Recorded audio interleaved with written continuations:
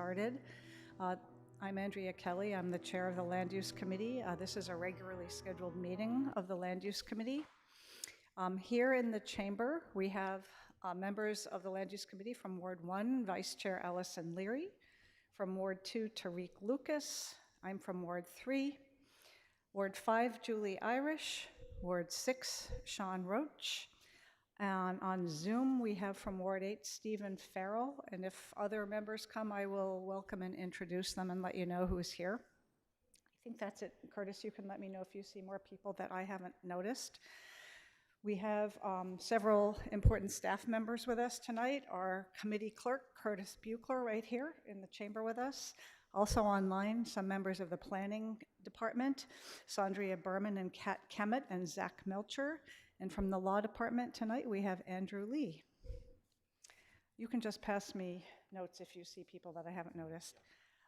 The first item we have before us tonight is number 173-26, which is a request to extend non-conforming FAR at 222 Winslow Road.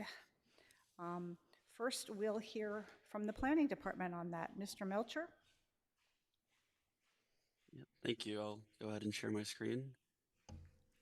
Yes, please.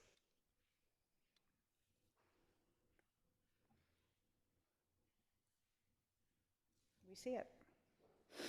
Okay. Good evening. My name is Zach Melcher, Planning Associate for the City of Newton. I'm presenting petition number 173-26, which is a special permit to construct an attached garage with an internal accessory dwelling unit exceeding floor area ratio. The property is located in a single residence 2 district and is improved with a 2.5-story single-family dwelling constructed in 1923. These surrounding properties consist of 2 and 2.5-story single-family homes. The site is relatively flat, and there are several existing trees on the property which will not be affected by the proposed construction. The petitioner is requesting relief to exceed floor area ratio. The proposed addition includes a first floor garage and a second story ADU, which adds 1,431 square feet to the property. And the FAR will increase from 0.36 to 0.48, or 0.46 is the maximum allowed. And I will read through the criteria. The proposed addition, which exceeds the floor area ratio, is not in derogation of the size, scale, and design of other structures in the neighborhood. The site is an appropriate location for the addition, which exceeds FAR. The proposed addition, which exceeds the FAR as developed and operated, will not adversely affect the neighborhood. There will be no nuisance or serious hazard to vehicles or pedestrians. Access to the site over streets is appropriate for the types and numbers of vehicles involved.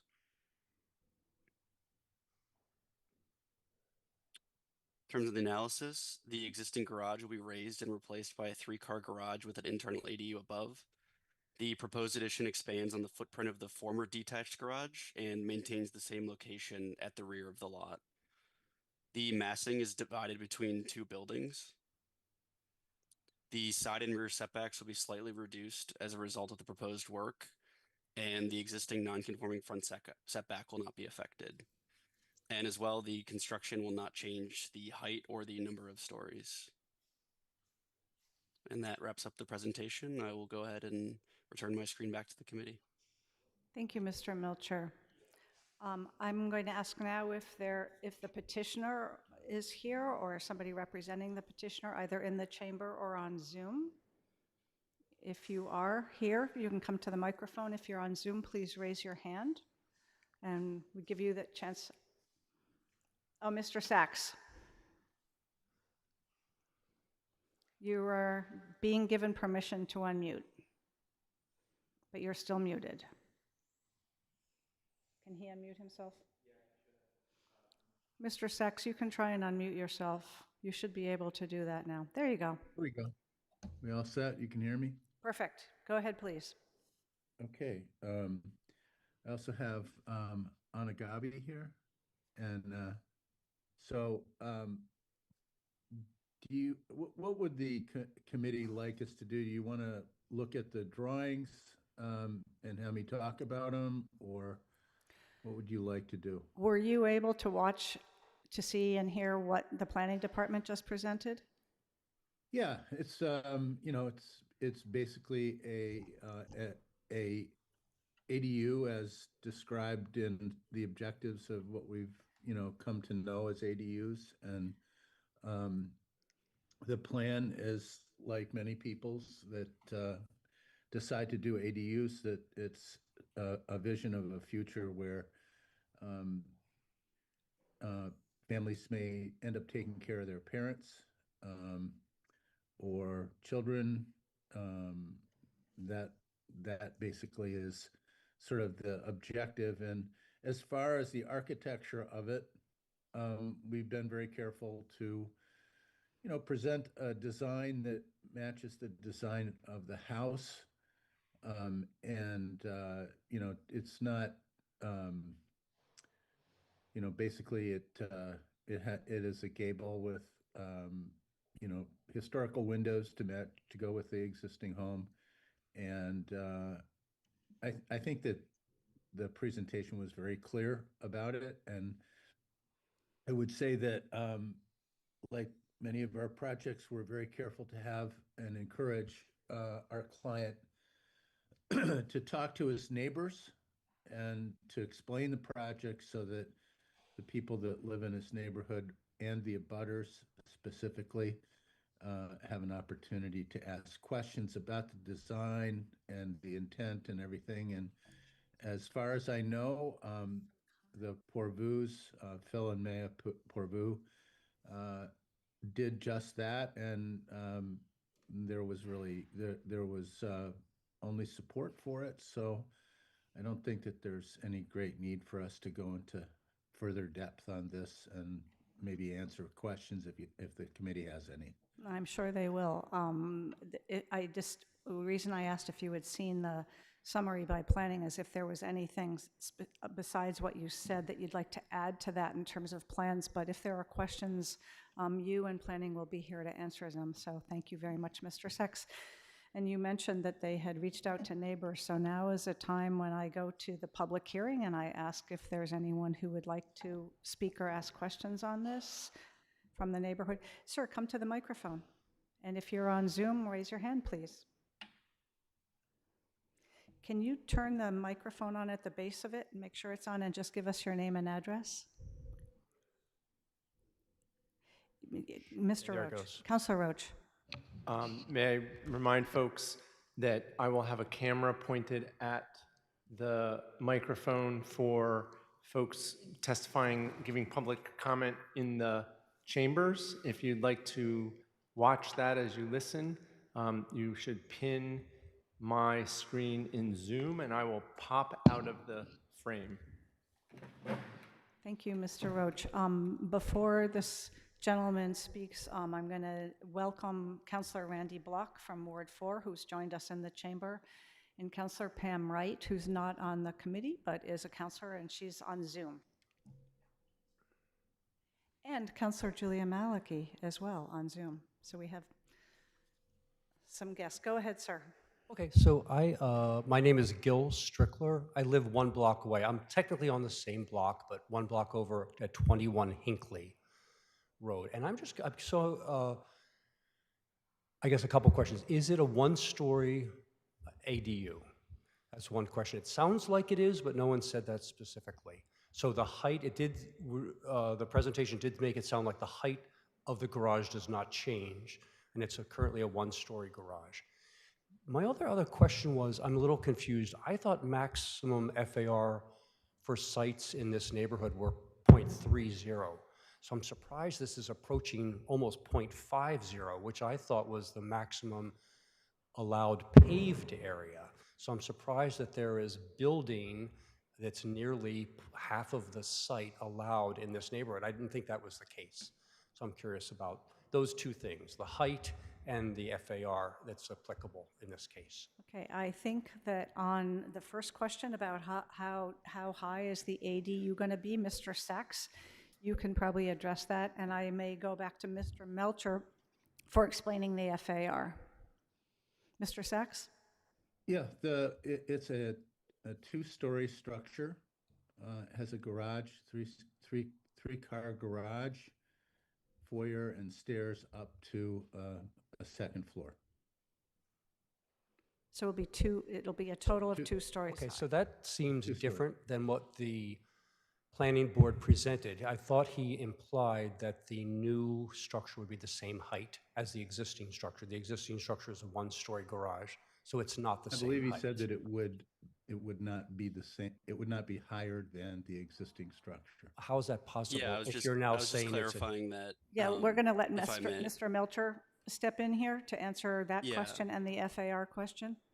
Yeah, in regards to the height, I was referring to the fact that the overall height of because the ADU will be attached to the principal dwelling, the new structure will not exceed the height of the principal dwelling. Like the overall height, the highest point of the structure will not change as a result of the construction.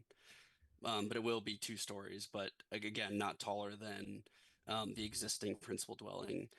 In regards to the FAR, for this project, it's 0.36 is what's allowed, and that is based off of what zone it is, and as well as the lot area, like the lot size itself. So it varies based on what property it is. So it's not just a blanket, what you thought. It depends on those factors that Mr. Melcher just spoke about. Mr. Melcher, I'm glad you said that. I thought you had said that 0.46 was the max, and I thought it was 0.36, and you just clarified that it is 0.36. But in this case, they're asking for a waiver to have an FAR of 0.48, correct?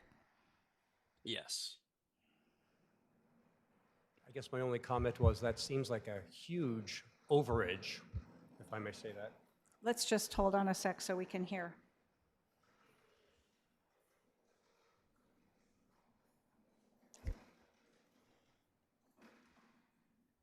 All righty, sorry to interrupt you. Go ahead.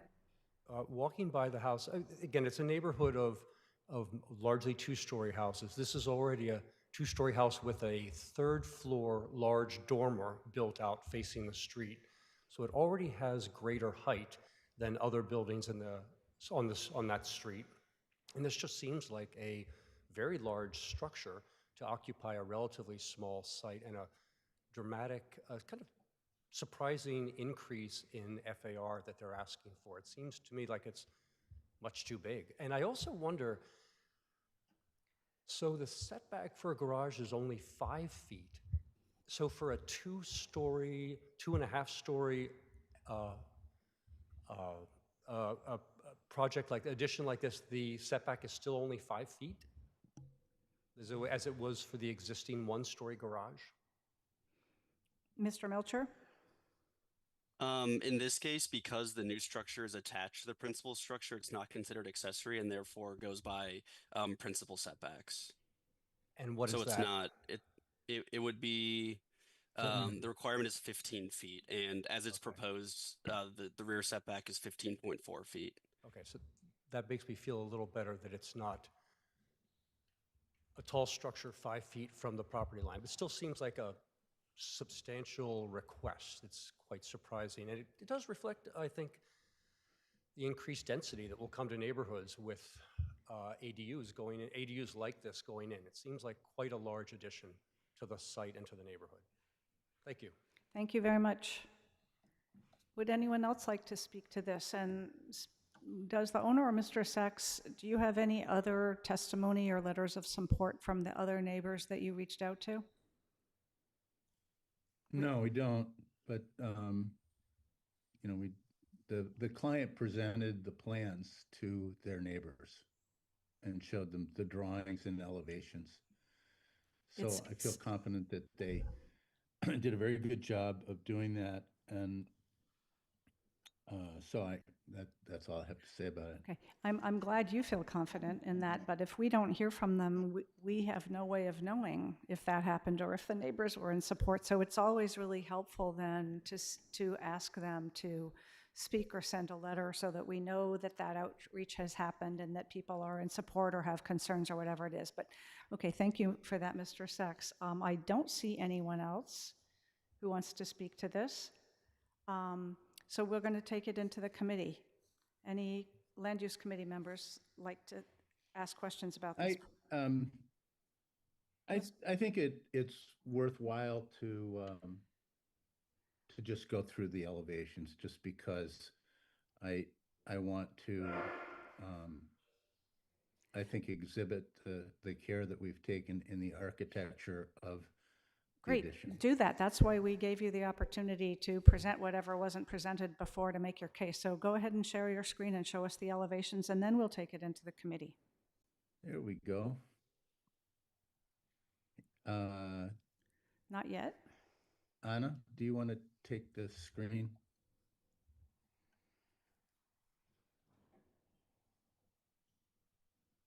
Anna Gabby?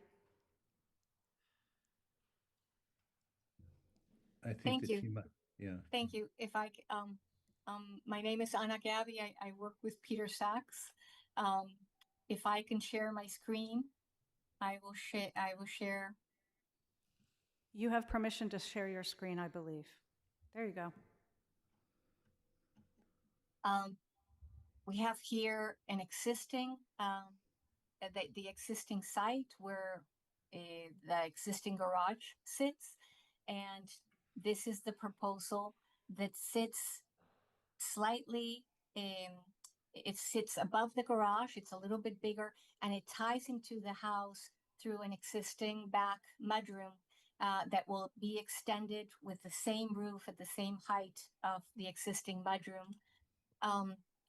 The 3-car garage will have 2 cars that are in tandem and a storage unit. This is an existing mudroom, and we create an entrance to share that entrance, that access to the house or to the apartment. And the apartment on the second floor has 2 bedrooms and a living area. The elevations you will see here, the roof plan and the elevations. Yeah. This is the garage. Let's stop here. Go ahead, Anna. You're doing Okay. fine. This is the front elevation from the street with the garage in the back. And here it is just the front elevation of the garage.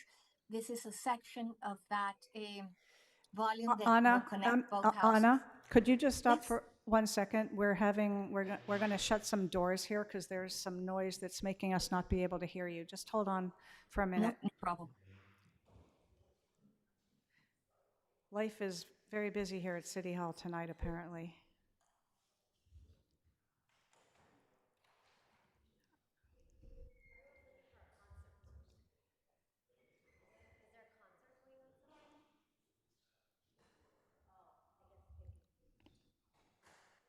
One more minute.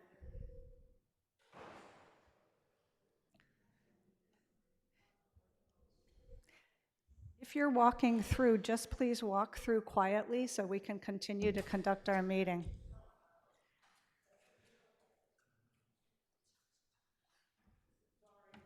Yep. No talking. If you could just go quickly. Hello, former Councilor Blazer. You know to be quiet in the chamber. Thank you. Yeah, great, thanks. Okay, sorry, Miss Gabby, go ahead. No problem. So the front elevation, and these are the side elevations. This is to the backyard, and this is the back elevation where we're providing means of egress, a second means of egress with a stair in the back. And this is from the driveway, the side elevation, and this is the connection to the new with the existing and mudroom, and extending the roof of that existing mudroom to create that common entrance. I think.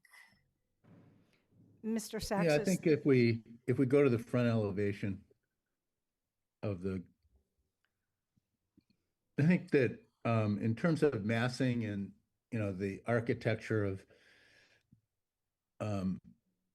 picking up the details of the existing house and of, architecture that exists in the neighborhood, gables and dormers and that kind of thing are always useful in terms of diminishing scale.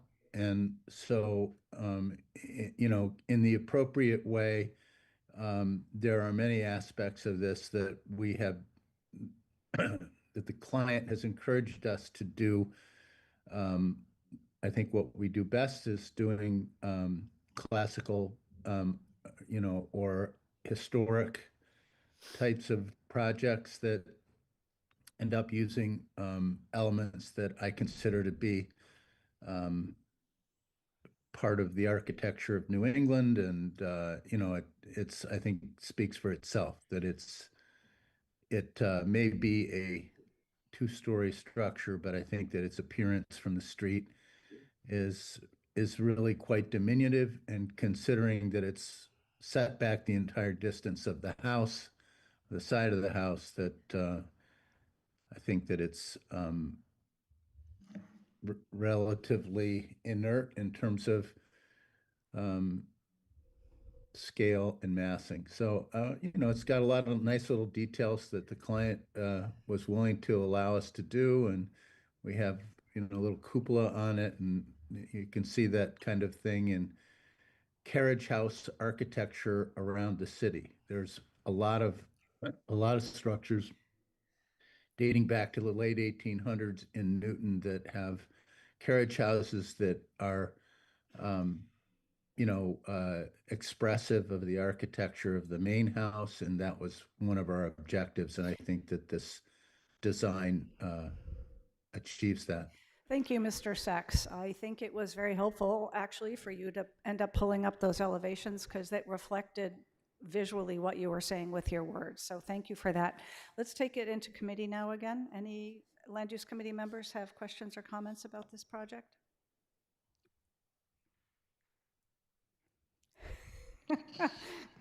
Councillor Lucas. I guess I'll go first. Yeah, this is a fine project. It's a reasonable size addition.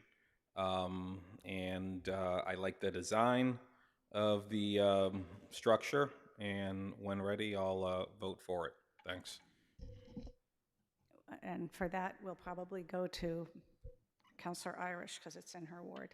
Do you have questions or comments, or want to Just make a have motion? one quick clarification. Sure, Councillor Irish. Thank you, Chair.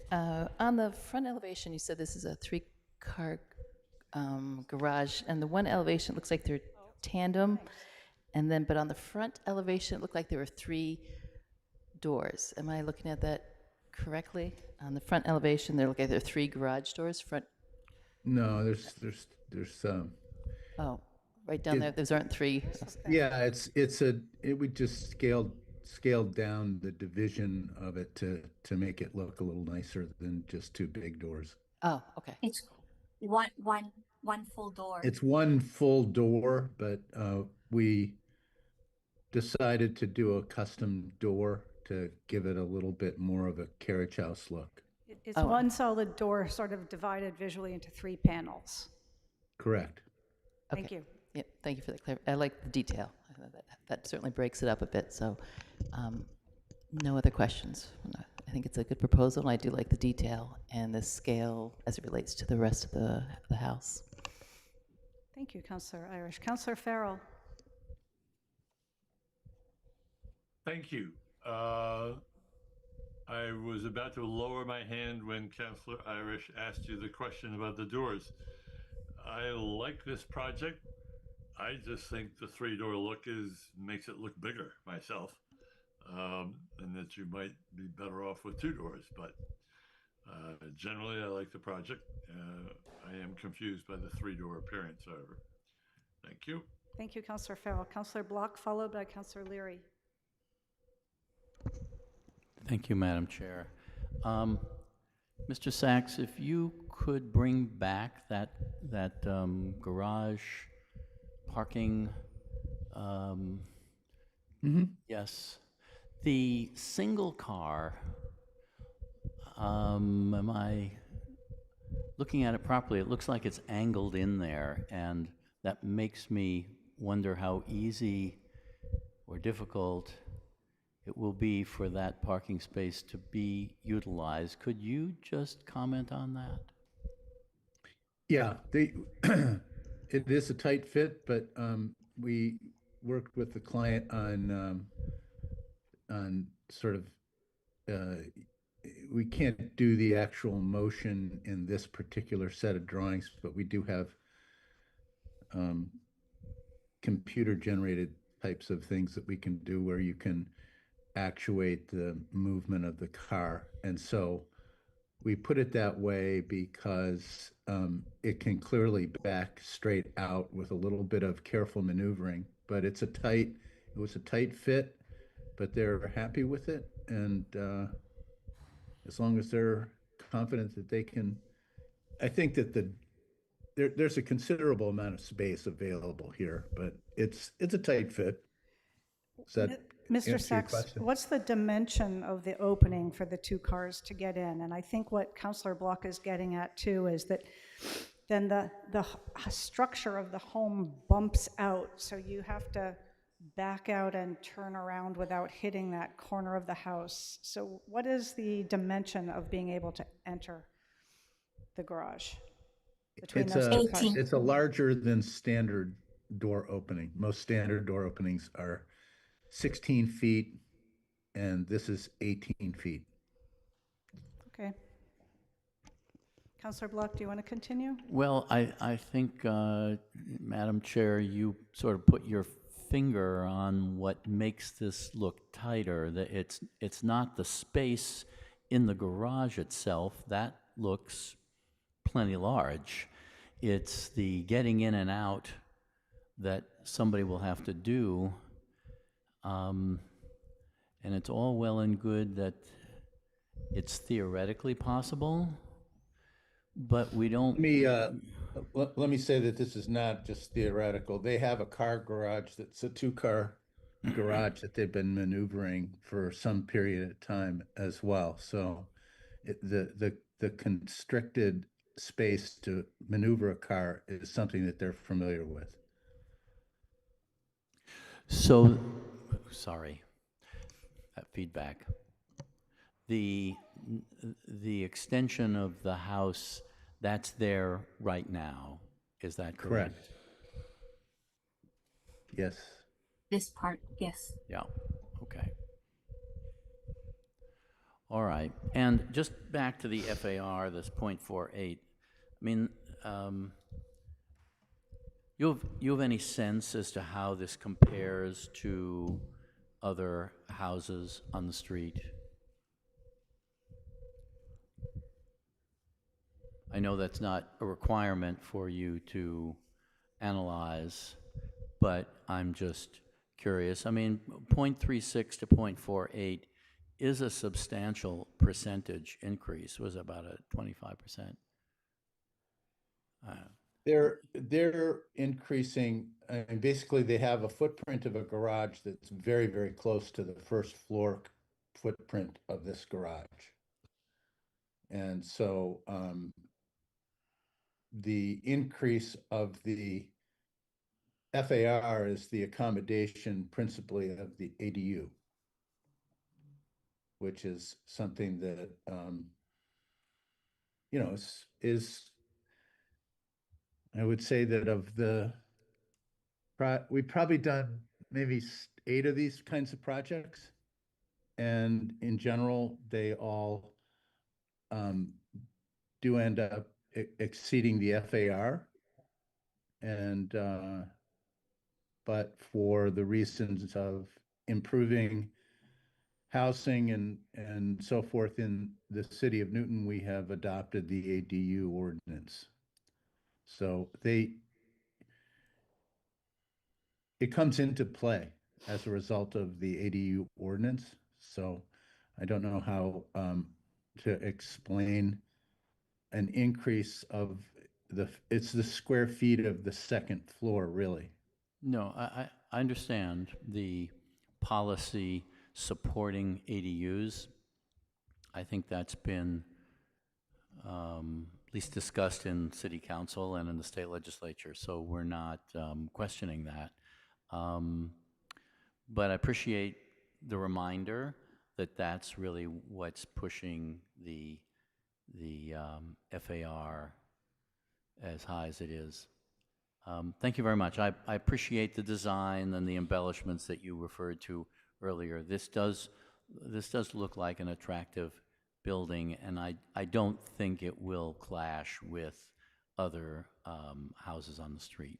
Thanks very much. Thanks, Bye-bye. Councillor Block. Councillor Leary.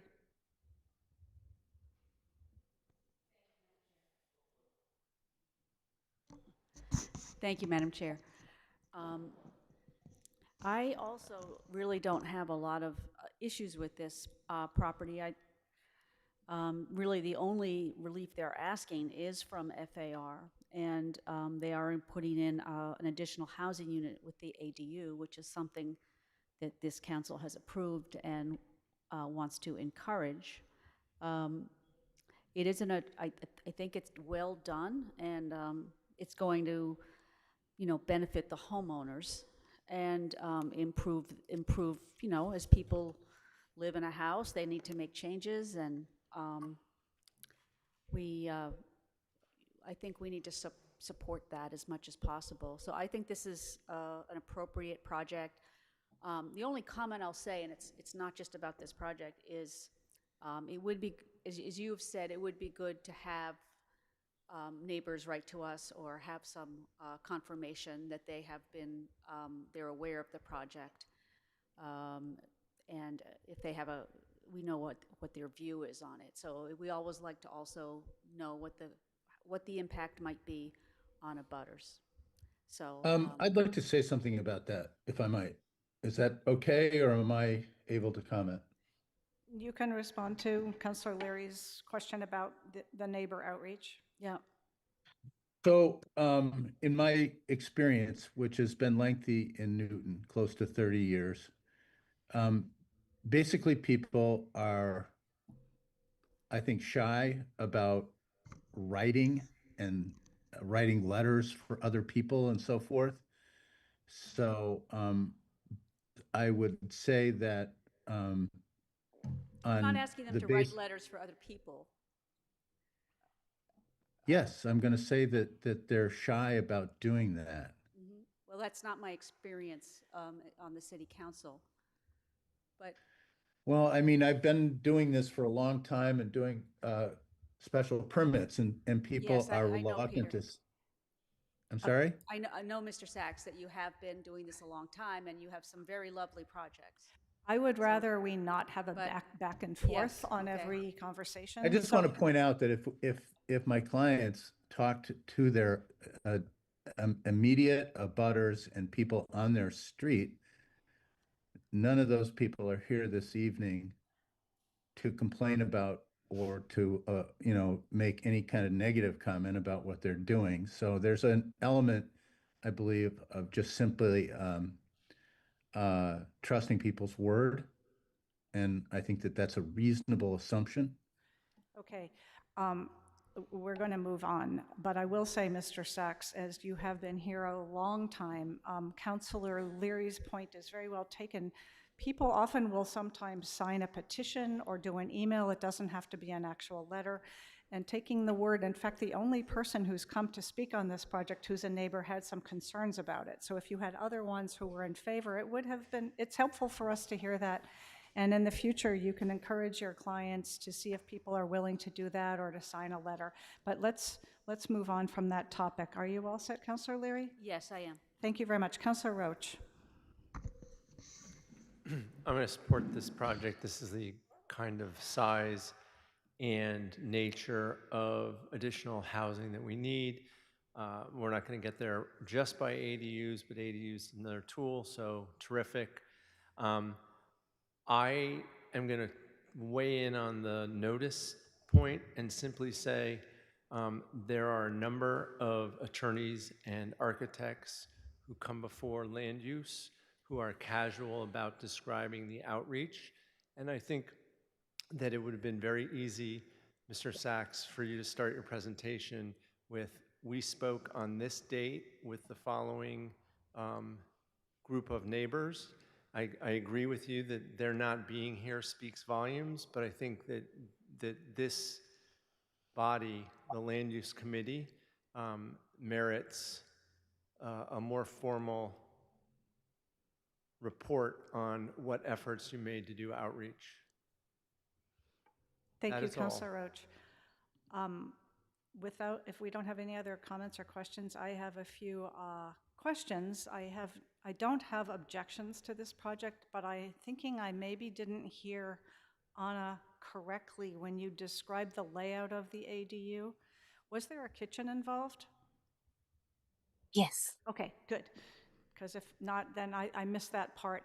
right as you come up, the kitchen and the As living you area come is all up, one space. what is the entry? How do the people who live in this ADU get into it? Do they have to go through the garage space, or is there also an external door, like their front door? Where is that located? Here's the entry to the garage, and Right. here's the entry, the common entry. And so this is like a common mudroom, Okay. and it also shares a door into the backyard. And here is the entry to the apartment. This is the door to the apartment. As soon as they go in, it's a little vestibule with a stair Okay. that goes up to the second floor. Okay. Thank you. Those were all my questions. Councillor Irish, would you like to make a motion on this? Bless you. Yeah, motion to approve? And would you like to keep the public hearing open? Oh, yes. Motion to close the public hearing?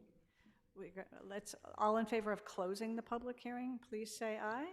Aye. Anyone not in favor of that? Okay. Public hearing is closed. We have a motion to accept. So, Mr. Melcher, could you go over the conditions for us? Yep. Here is the draft order of conditions for 222 Winslow Road, which is a special permit to construct an attached garage with an internal ADU, which exceeds the FAR. Mr. Melcher, can you zoom in on your computer, please? Yes. Is that better? One more. A little bit. Yeah. It could be one bigger. I got it. There you go. Okay. I'll go through the findings here. Yes, thanks. The site is an appropriate location for the proposed attached garage and internal ADU with a floor area ratio of 0.48 because the proposed addition to the dwelling is at a scale that blends with the existing neighborhood of single-family homes. The proposed attached garage and internal ADU, which exceed the FAR as developed, will not adversely affect the neighborhood, as the addition will expand on the footprint of the existing detached garage, and the proposed addition complies with applicable dimensional standards in the zoning ordinance, including setbacks and height. There will be no nuisance or serious hazard to vehicles or pedestrians because the proposed detached garage will be accessed via the existing curb cut. Access to the site over streets is appropriate for the types and numbers of vehicles involved.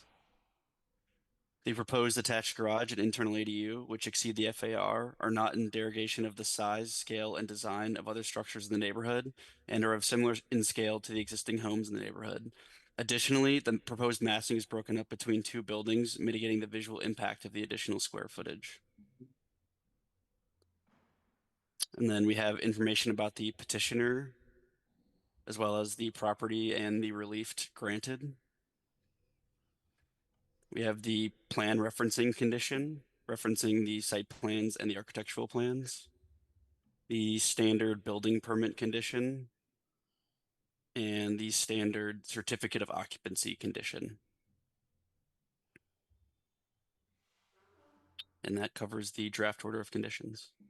Thank you. Are there any questions from committee members on the findings or conditions? And if not, we can take a roll call vote.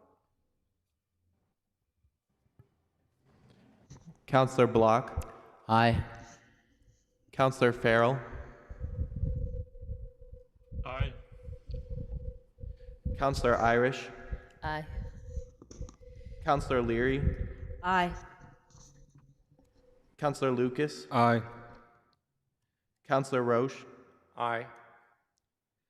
Councillor Kelly. Aye, The motion passes 7-0. with one absent. Thank you, Mr. Sachs. Thank you. The next project we have is number 174-26, which is a request to further extend non-conforming FAR at 38 Morseland Ave. Ms. Berman, I think this is you. We're going to hear from planning first. Actually, I believe it's Mr. Melcher. Oh. He'll take Yes. Oh. Yep. I'll over. go ahead and pull this one up. I had it down as Ms. Berman. Okay, sorry. Go ahead, Mr. Melcher. No worries. Okay. Here we have the planning department presentation for petition number 174-26, which is a special permit to construct a second-story addition to the dwelling and other small additions, further extending the non-conforming floor area ratio at 38 Morseland Ave. The property is located in a single residence 2 district. It is a 9,231 square foot corner lot improved with a single family dwelling constructed in 1915. And the surrounding properties primarily consist of single family homes. The petitioner is requesting relief to further extend the non-conforming FAR. The proposed addition will add 721 square feet to the existing dwelling. And as a result, the non-conforming FAR will increase from 0.40 to 0.48, where 0.39 is the maximum allowed. And for the criteria, the proposed additions which further increase the non-conforming FAR are consistent with and not in derogation of the size, scale, and design of other structures in the neighborhood. And the proposed increase in non-conforming FAR is not substantially more detrimental than the existing non-conforming structure is to the neighborhood. For the analysis, the footprint of the existing home will be expanded to accommodate a mudroom, a new bathroom, and a second-story balcony at the rear. And the proposed second-story addition is within the footprint of the existing building. The overall height and number of stories will not be affected by the additions. And the existing non-conforming rear and side setbacks will also not be affected by the proposed construction. And that covers it. I will go ahead and return my screen back to the committee. Thank you, Mr. Melcher. And I was reading my notes from the wrong project, and I did have you down for this one. I'm sorry, Ms. Berman. Is there a petitioner or someone representing the petitioner who would like to talk about the project and fill in any details that we're missing? Mr. Sachs, is that you again? No, Nope. Fede Ariano is going to present this project. Fede Mariano. Oh, you need to unmute him. It'd be helpful if you raise your virtual hand. Your virtual hand. Our clerk doesn't know your name, Fede, so we need to Raise your be virtual able hand. to let you share your screen.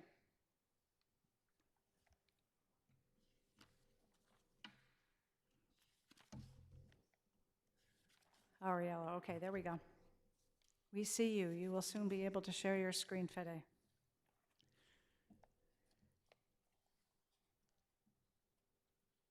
Was not finding where I raised my hand. There you go.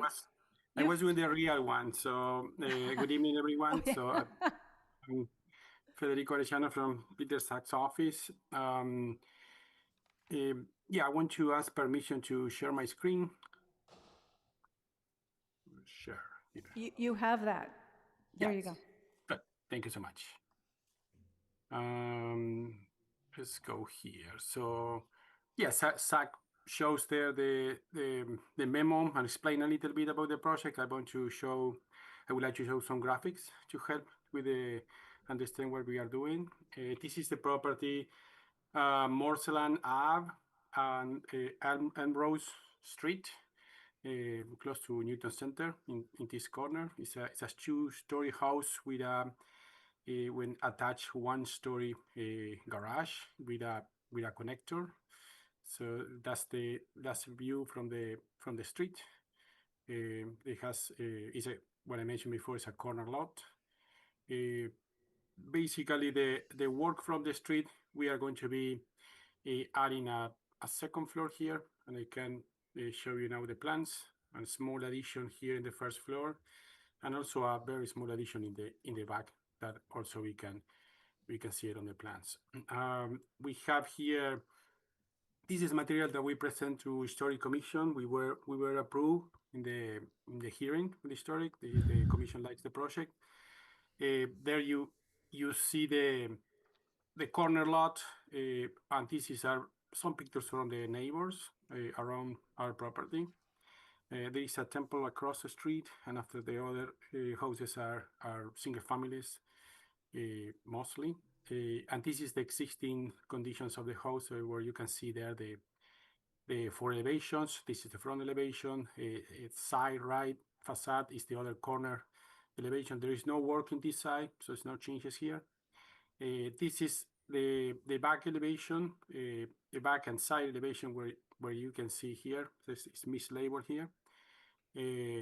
So in the back elevation here, it's going to be a small addition, and we are adding that second floor over the one-story garage structure in a portion of the garage. Here you can see the existing site plan. Morcellan is here. Elmore Street over here. That's the existing garage. The existing garage with the connection with the two-story house. If I move to the proposed site plan, here's where we are adding a second story on, let's say, in a 3/4 of the footprint of the garage. A small addition in the front that will help us to increase, to provide a room there for the bathroom. And a very small addition in the back that is a half bathroom with a connection with the exterior. Here we have we are asking for relief on FAR in this property. The property is already over the FAR for a little bit. And here you can see this is the cover page of our set, where you can see clearly what is the existing facade and the proposed facade. Where we can see this is basically what we are in the second floor over the garage, and a small bump in the first floor that will be the bathroom. This addition on the second floor will be contain a primary suite. It basically is the bedroom, a closet, and a bathroom, and a laundry room too, but it's inside the house, where we have some renovations inside. And here, if you see these sketches, where you can see where we are adding mostly, that's the sketch from the first floor. That this is a small addition, about 80 square feet for that bathroom that we are proposing there, connected to the garage.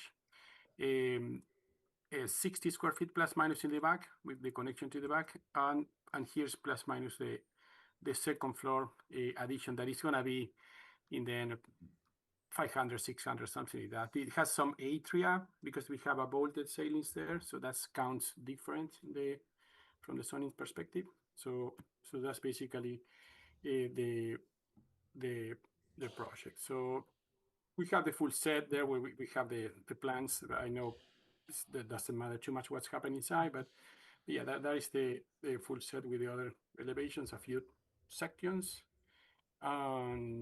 Yeah, that's basically is the presentation, and we are open to any questions. I have one more comment. Division front ratio. Yeah, it's around 700 square feet total. What we are adding. Yeah, so that's the something we usually connected with the share the plans and the neighbors. We usually in the office advise the clients to show the plans and be open with the neighbors to what we are doing. So that's it's my understanding that the clients share the plans with neighbors, with abutters. They don't have opposition, they don't have comments. I'm not sure if anyone sent letters of support, but yeah, they were open to share the plans.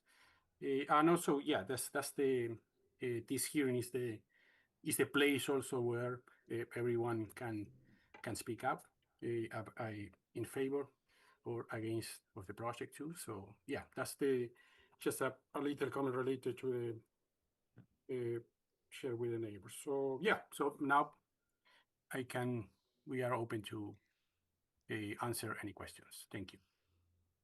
Thank you. There will be some, I'm sure. Again, it's not just objections or concerns that we look to hear. If we don't hear anything, we actually have no way of knowing if the neighbors were reached out, as we mentioned at the previous project. Are there any members of the public who would like to speak or ask questions on this project? I see none in the chamber. I don't see any hands raised on Zoom, but if you're there, feel free to raise your hand and I'll come back to you. Let's take this into the committee then. Committee members. This is in Ward 2, by the way. Councillor Lucas, followed by Leary. Okay, I'll do lead off again. I think this is a fine project. It's a good design. Like you, I wish we would have heard from some of the neighbors, but they didn't show up, I guess. My question is, it's not really related to the project. I was just wondering, you're building up on the garage, and I noticed there is a tree behind there. Are you touching the tree at all? Yeah, there is a tree in the front, a small tree that will be affected with the area where we have the mudroom. I'm not sure if your councilor is the one that you were talking about. No, it was a big one, tall one, kind of hangs over it. No, that one if it's on the side or in the back is not affected because our plan is to keep the foundation. We are going to do some checks, so of course so we have a proper foundation there. So won't be much affectations of the footprint surrounding the house. Okay, that's good to hear. Other than that, I think the project's fine. So when ready, Chair, I'll move to close the public hearing and move for approval. Thank you. Thank you, Councillor Lucas. Councillor Leary. Thank you, Madam Chair. It's a lovely project, very well designed, modest. I have no problems with that. I just want to say to Mr. Arellano that I really appreciated your comprehensive presentation that included good images of the project so we could get a better idea of what it would look like and how it would fit in with the neighborhood. That's always extremely helpful. Thank you very much. Thank you, Councillor Leary. Councillor Roach. As with other projects like this, I'm not going to support this project. I have no objection to the design of it. There's just seems no compelling reason to exceed the FAR. Doesn't meet our housing objectives, doesn't meet our climate objectives. We don't need more 4,500 square foot homes in the city. So I don't see any compelling reason to waive the FAR. Therefore, I'll be voting no. Thank you, Councillor Roach. Councillor Block. Thank you, Chair. I wasn't going to say anything because I support this project. I don't see there's anything wrong with this, and yes, I'm always aware that we are here to make determinations. That's our role. We can like or dislike a plan for whatever reason, but our legal charge as a quasi-judicial body is to make the key determination about whether this will have a negative impact on the neighborhood. That can be subjective, and there can be differences of opinion regarding that question. I do not see a negative impact on the neighborhood myself, so I will be supporting this petition. Thank you. Thank you, Councillor Block. Any other comments by committee members? And if not, we'll go back to the motions that Councillor Lucas is prepared to make. I move to close the public hearing. All in favor of closing the public hearing, please say aye. Aye. Aye. Is anyone opposed? Is anyone abstaining? Okay, public hearing is closed. I move to approve. Thank you, sir. Let's hear the findings and conditions.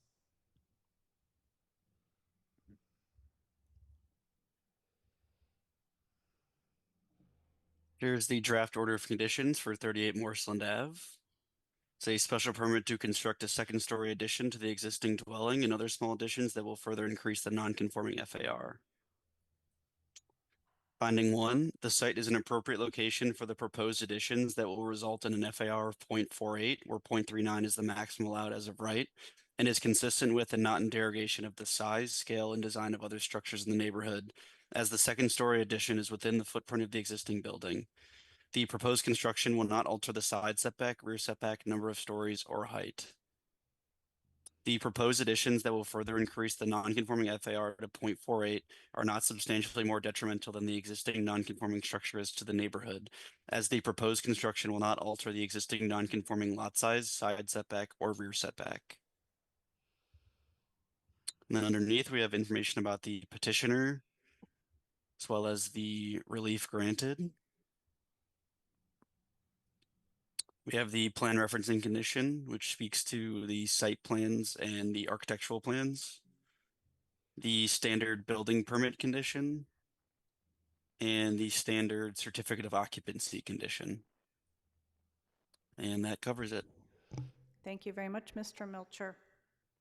Without any further hands raised or questions, we're ready to vote. Counselor Block, Aye. Counselor Farrell, Aye. Counselor Irish, Aye. Counselor Leary, Aye. Counselor Lucas, Aye. Counselor Roche, No. Counselor Kelly. Aye. The motion passes 6-1 with one absent. Thank you. Full speed Thank you. ahead on that project at Morseland Ave. The next one is number 175-26, which is a request for a special permit also to exceed FAR and residential facade ratio, allow 3 stories, extend a non-conforming front setback, allow a retaining wall of over 4 feet, and to alter non-conforming parking at 91-93 Newtonville Ave. Again, first we'll hear from planning on this. Okay, thank you, Madam Chair. I'm going to go ahead and share my screen. Hopefully you all can see this as we go from the beginning. Just let me minimize that. All right. So here we have petition 175-26. And again, my name is Sandra Berman. I'm a senior planner for the City of Newton. And this is a special permit site plan approval to construct a 2-family dwelling that requires relief to exceed FAR, residential facade ratio, allow 3 stories, to alter a non-conforming front setback, alter non-conforming parking, and to allow retaining walls over 4 feet in height. As you'll see here from an aerial view of the property, the site consists of one undersized 4,265 square foot lot in a multi-residence 1 district that was previously improved with a 2-family dwelling that was constructed circa 1875. That dwelling, however, was condemned and demolished by the city in 2022. The site was auctioned off by the city in 2024, and now the current owner, who seeks to utilize the nonconformities of the prior structure, these that remain in effect through the end of this year. The site is approximately a 1/4 mile from public transportation. That's accessible along Washington Street, as well as the corner of Newtonville Avenue and Center Street. The property abuts 2 residential districts to the south, which are single residence 2 and 3, that include parcels improved with single and 2-family uses. The site features steep changes in elevation with a particularly significant change in grade from a high elevation of 126 along the front lot line to a low elevation of 104 at the rear, and the descending slope intensifies closer to the middle and towards the rear lot line with a change in grade of approximately 13 feet. In terms of the zoning relief, again, we have relief to extend the nonconforming front setback, to allow 3 stories, to exceed maximum FAR, to exceed maximum residential facade ratio, to allow a retaining wall over 4 feet or greater, and to allow to alter the existing nonconforming parking. In terms of criteria to consider, that the site is an appropriate location for the proposed 3-story 2-family dwelling with a proposed FAR of 0.88, where 0.58 is the maximum allowed, and with a proposed facade ratio of 62.7%, where 60% is the maximum allowed as of right. That the proposed 2-family dwelling as designed will not adversely affect the neighborhood, that the proposed 2-family dwelling as designed will not be a nuisance or serious hazard to vehicles or pedestrians, that access to the site over streets is appropriate for the types and numbers of vehicles involved, that the lot presents challenging topography which limits the use of the property such that it could not be improved without the implementation of retaining walls over 4 feet in height, that the proposed retaining walls over 4 feet in height will not adversely impact adjacent property, the neighborhood, or the public, that the proposed retaining walls over 4 feet in height are the maximum structure necessary to allow a subject property to be reasonably utilized, that the proposed FAR of 0.88, where 0.58 is the maximum allowed as of right, is consistent with and not in derogation of the size, scale, and design of other structures in the neighborhood, and finally, that the proposed alterations of the non-conforming front setback and the minimum number of parking stalls required per unit will not be substantially more detrimental than the existing non-conforming front setback and parking is to the neighborhood. In terms of planning's analysis, the proposed 3-story, 2-family residential use is consistent with abutting properties that include single and 2-family residential uses in a neighborhood of undersized and irregular shaped lots.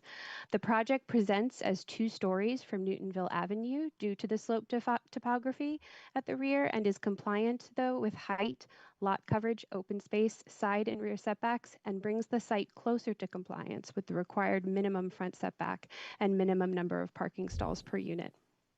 The existing non-conforming lot area and frontage, coupled with steep topographical changes, do compound challenges for complete zoning compliance based on the proposed design. Planning does encourage the petitioner to consider design modifications that could reduce the gross floor area and bring the site closer to compliance with FAR and facade ratio. Planning also notes that the 2 proposed curb cuts utilize the minimum width required, and the proposed parking of 1 stall per unit does bring the site closer to compliance with the minimum number of parking stalls required. Proposed retaining walls as well along the side lot lines into the rear of the dwelling do provide increased utilization of the site and stability with the highest height of the wall furthest from the street behind the dwelling, minimizing the visual impact from the Newtonville Avenue. That concludes the planning presentation. I will turn my screen back to you, Madam Chair. Thank you, Ms. Berman. I will now turn to the petitioner or a representative of the petitioner to make the case and to show us perhaps some plans so we can see some of what this looks like. Who is here for this project? We're here in person. Perfect, in the chamber even. Assuming that microphone is still on, if you, yes, you just give us your names and address, and you will be able to share your screen as soon as the clerk clicks you in for that. All right, thank you everyone for having us. My name is Raj Dudani, 1970 Beacon Street in Woburn. And my name is Shika Malhotra. I'm at 737 Newton Street. And you're the owners of this? We are the owners. We are the owners. You have them so that you can let them share the screen? Okay, I wasn't sure I caught the last name properly, so good for you. You have to be signed into Zoom for that. I'm Perfect. As Raj Dudani.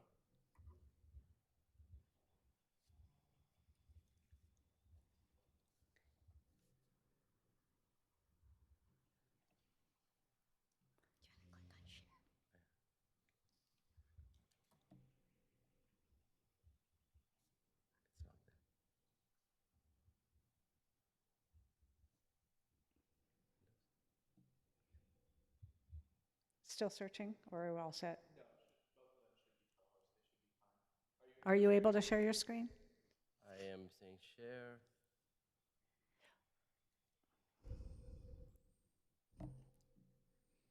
The share icon is just grayed out. It's not working.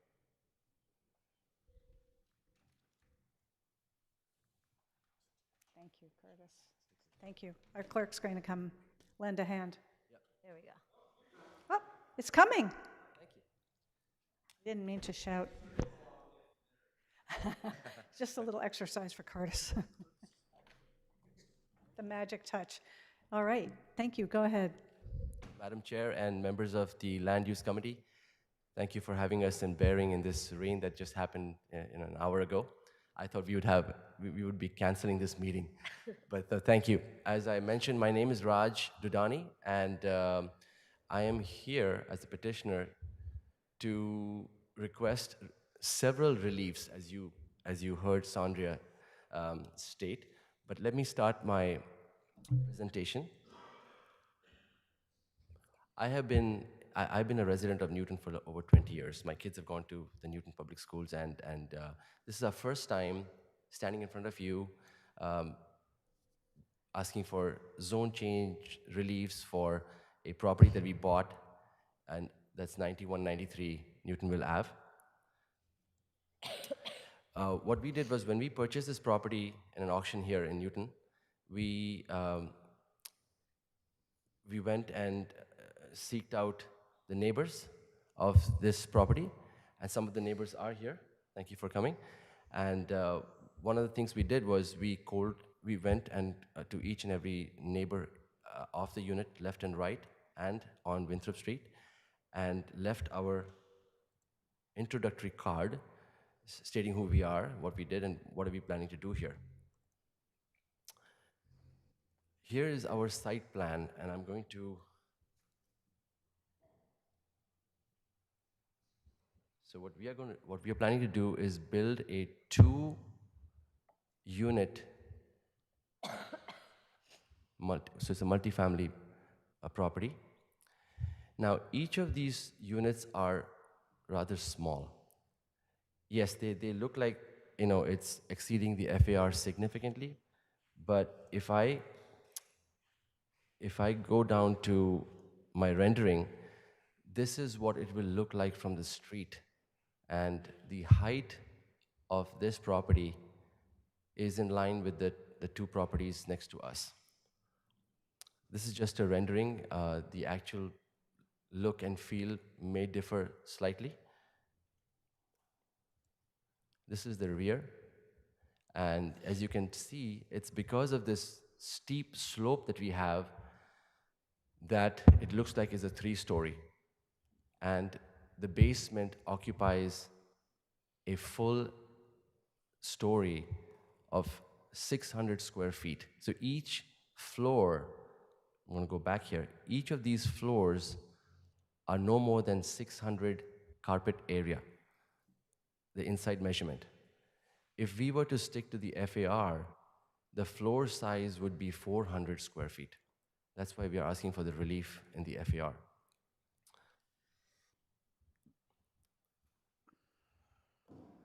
Here are the plans.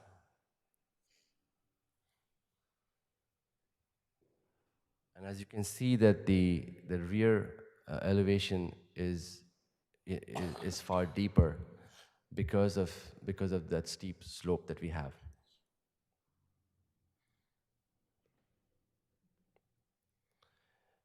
Here are the floor plans, just so that you know that the size of each of these floors, the first floor, the second floor, and the basement floor, are only 600 square feet.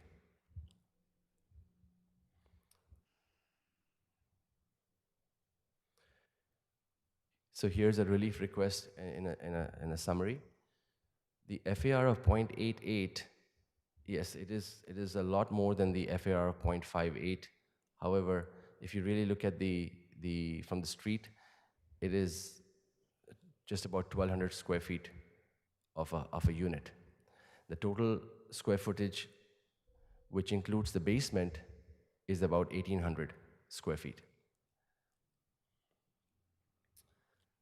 The front setback, the existing setback was 3.01 feet, and we are asking for 4.3 feet, which is definitely a lot less than the 25 feet that we have today.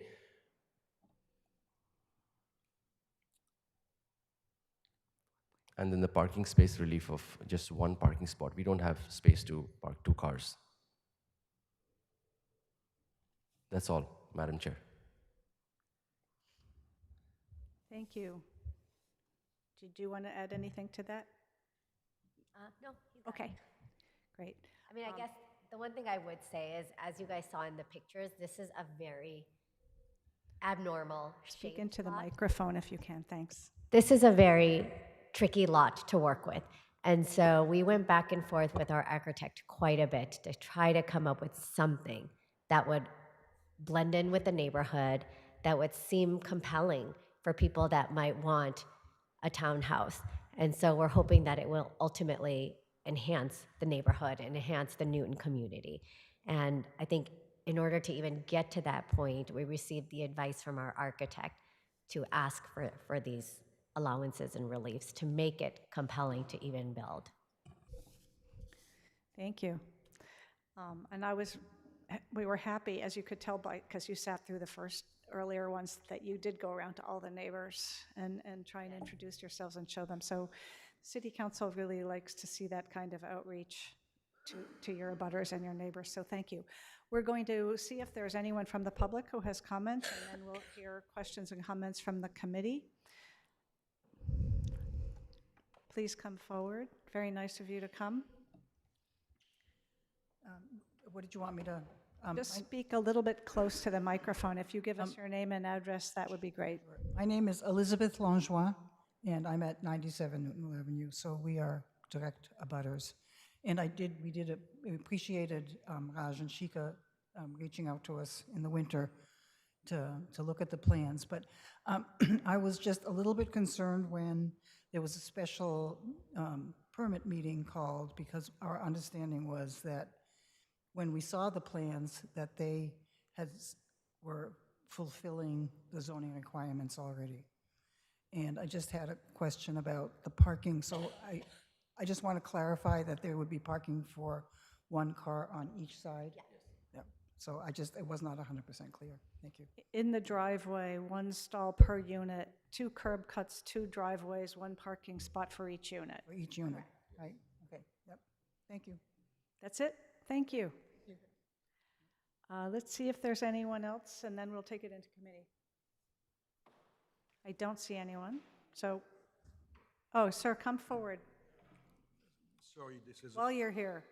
My name is Michel Langevin, and I live at 97 Newtonville Avenue. Sorry, that's the first time I speak in public, So, this is just a question of maybe principle, I don't know the details. This is debatable, Okay. Here we go.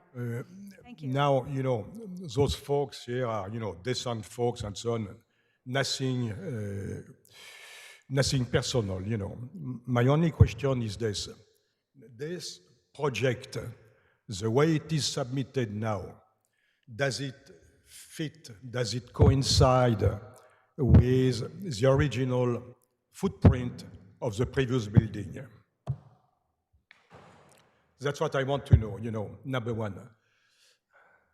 Perhaps planning can answer that, or the owners, because the original building has been gone for a number of years, so I don't know what the footprint was. Raj, do you want to answer that, or should I ask planning?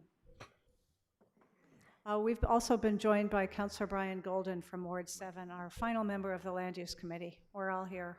Thank you, Michael. It's been a pleasure. I have met them, on 2 occasions at their house. We do not know the original footprint because when we bought it, there was no house. But if I have to make a guess, the answer would be it's not the same as what we are seeking.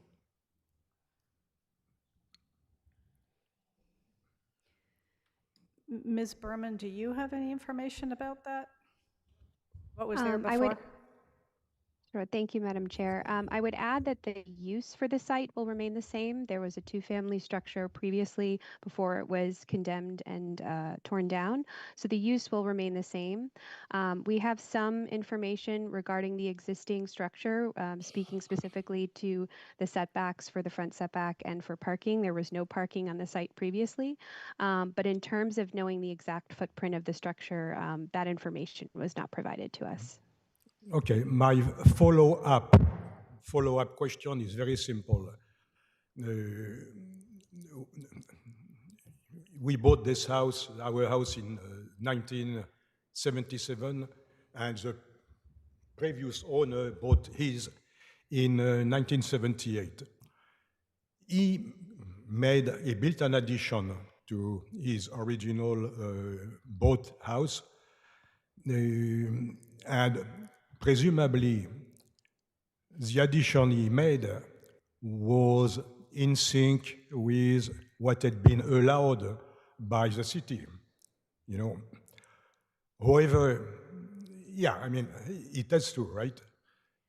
In theory, it has to, it has to abide by what is allowed by the city to build. I will Now- say that most of Newton was built. Most structures in Newton were built before there were zoning ordinances. I don't know when the original structure was constructed. I don't know the history of that. Councilor Leary may be able to address some of this because she's familiar with it. It's in her ward. When we, unless you can answer that for him right now, Councilor Leary, I'm not Okay. sure we know. It may not have been built according to what our current zoning ordinance is. In fact, I would most likely guess that it was probably not. Okay, and again, there is nothing personal, with those folks who are decent folks and so on, no problem here. But what I want to say is that the previous owner, when he made his addition, overreached the construction. And he told me this himself. He said, I built over outside the limit which were allowed, but this was able to fly, somehow. I don't know the details after because, but the fact is this, is that physically the construction was extending beyond what had been allowed by the city. So what I am saying is, if we look at the current project based on the latest perimeter, if this perimeter is not legal, because of overreach and so on, is it okay, And again, nothing personal with those nice folks here, Just a kind of principle question, If something is wrong, illegal in a way, do we care or not, Do we still build on it or not, That's kind of a question of principle, that I wanted to submit to you. Okay, we will try and talk about that as we discuss it. Thank you. Thank you. Anyone else from the public? Anyone on Zoom? I don't see anyone, so let's hear from city councilors. Lucas, number one. Thank you again. Chair, with your permission, can I share my screen? Yes. Thank you. You saw me raise my hand, right? Oh, I didn't. Okay, now I will. I raised my hand. Okay, well, you'll go next, I'm sorry. Unless Lucas, Councilor Lucas, do you want to let Councilor Leary, who I didn't see raise her hand, go first? And then we'll come back to you because it's her word. Okay, we're going to go Leary, Lucas, Block, Roach. Thank you very much, Madam Chair. So this is in my ward, and I do remember the previous house. And it was built in 1875, and I'm very familiar with that section of Newtonville. This house is basically on a cliff, like most of the other houses. Most of the other houses also fit very tightly on the site. This is a particularly small lot. And it didn't have any parking. There was a hoarder there, and it was many years that we had difficulty with that house and that owner, and so did the neighbors. I can't speak to any previous addition to the home. That the house didn't look like it had any new addition on it in the last 30 years, but I can't speak to that. But what I will say is I am really supportive, actually, of this project because we've been looking at a big hole in the ground for the last 3 or 4 years.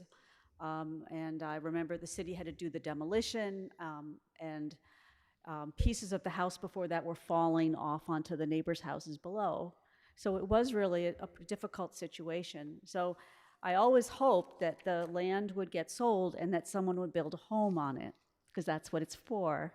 And I think this is a very thoughtful project. I mean, if you look at the FAR, it is huge, but you're on a 4,265 square foot lot. It's really very small. And my understanding is that you're allowed to go in have the zoning relief from the prior house. And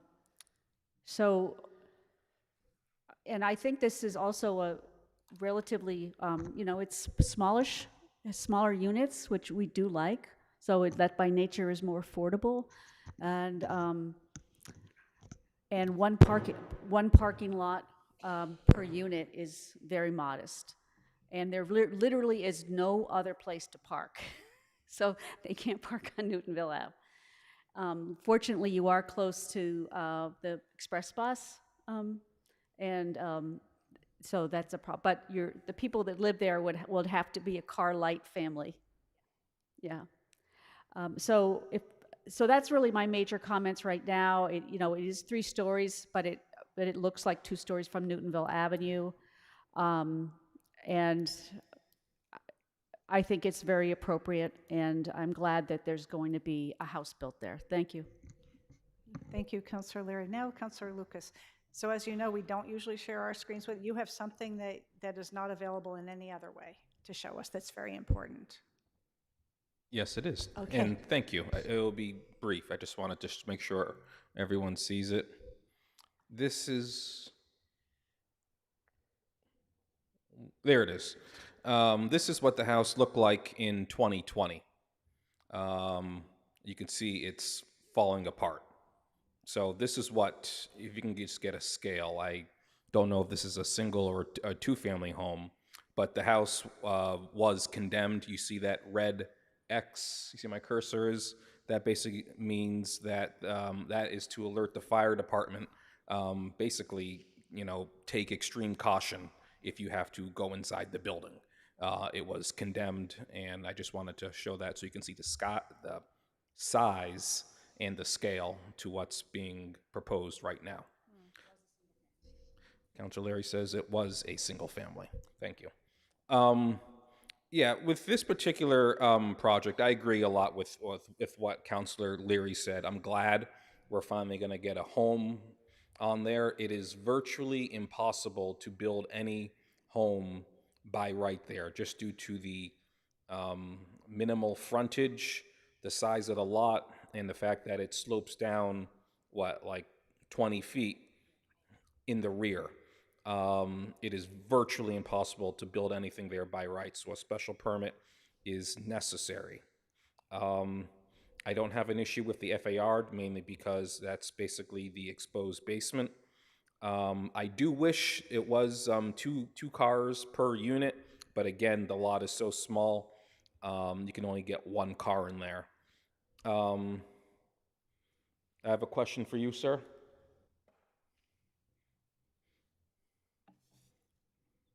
I just want to know, is this a place where you're going to live, or is this an investment property? No, I live in 1970 Beacon Street, and I don't intend to live here. So it's an investment? Yes, sir. Okay, thanks you. Yeah, that was really my only concerns with this, or questions or comments. Other than that, this is fine. So I'll vote for it when the time comes. Thank you, Chair. Thank you, Councillor Lucas. Councillor Block. Thank you, Chair. I, along with a few other city councilors, visited this property today. It is quite breathtaking, the project that you're undertaking. The topography is daunting.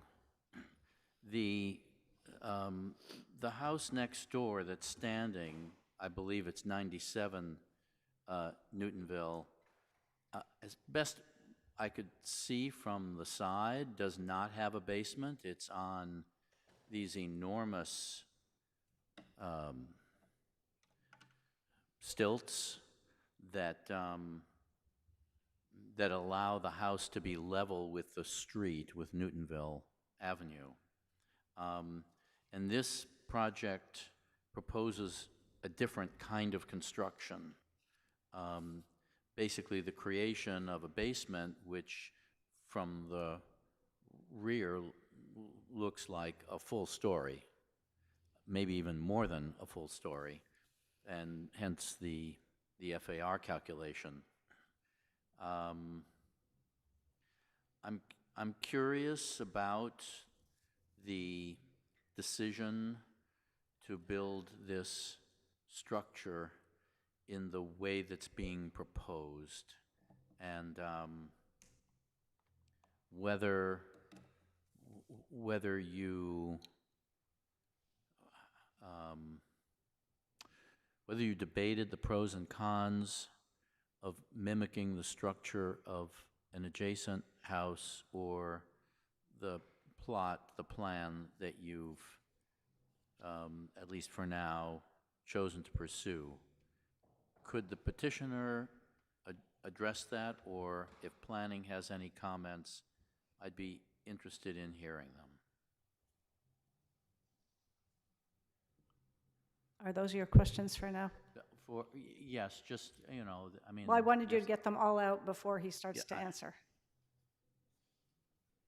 Well, the answers can lead to different questions. Okay, but as you know, I don't love it when we start to go back and forth dialogue. So if you could state your questions, it would be more efficient, I think. Although, of course, you're right. Sometimes we hear new information that leads to a follow-up, but Well, I'd like to also raise the question about parking.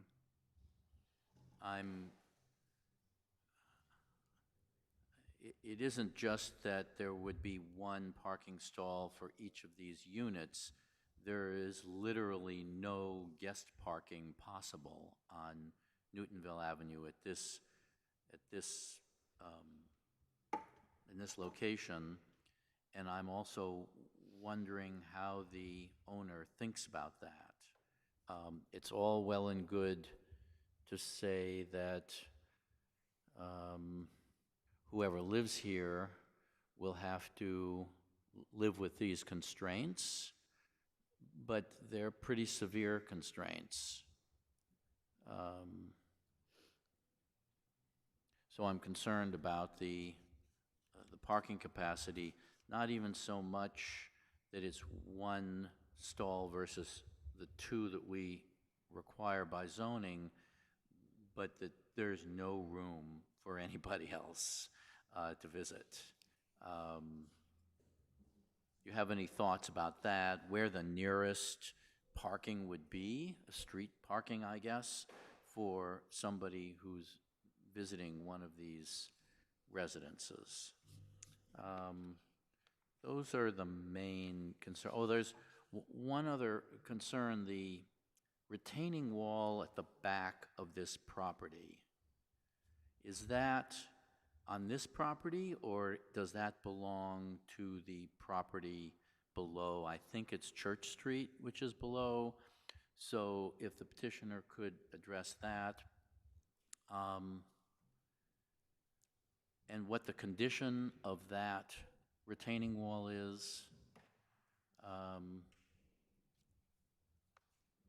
So, Madam Chair, I think for now, those are my questions, but I think the answers to any of those may lead to follow-up questions. I will not cut you off if there are follow-up questions, and I thank you for trying to, while you had the floor, trying to clump your questions all together. I think it makes it easier for the petitioner to try and address them. Go ahead, sir. Yeah, thank you for your questions. I'll start by answering the last one first because I remember that clearly.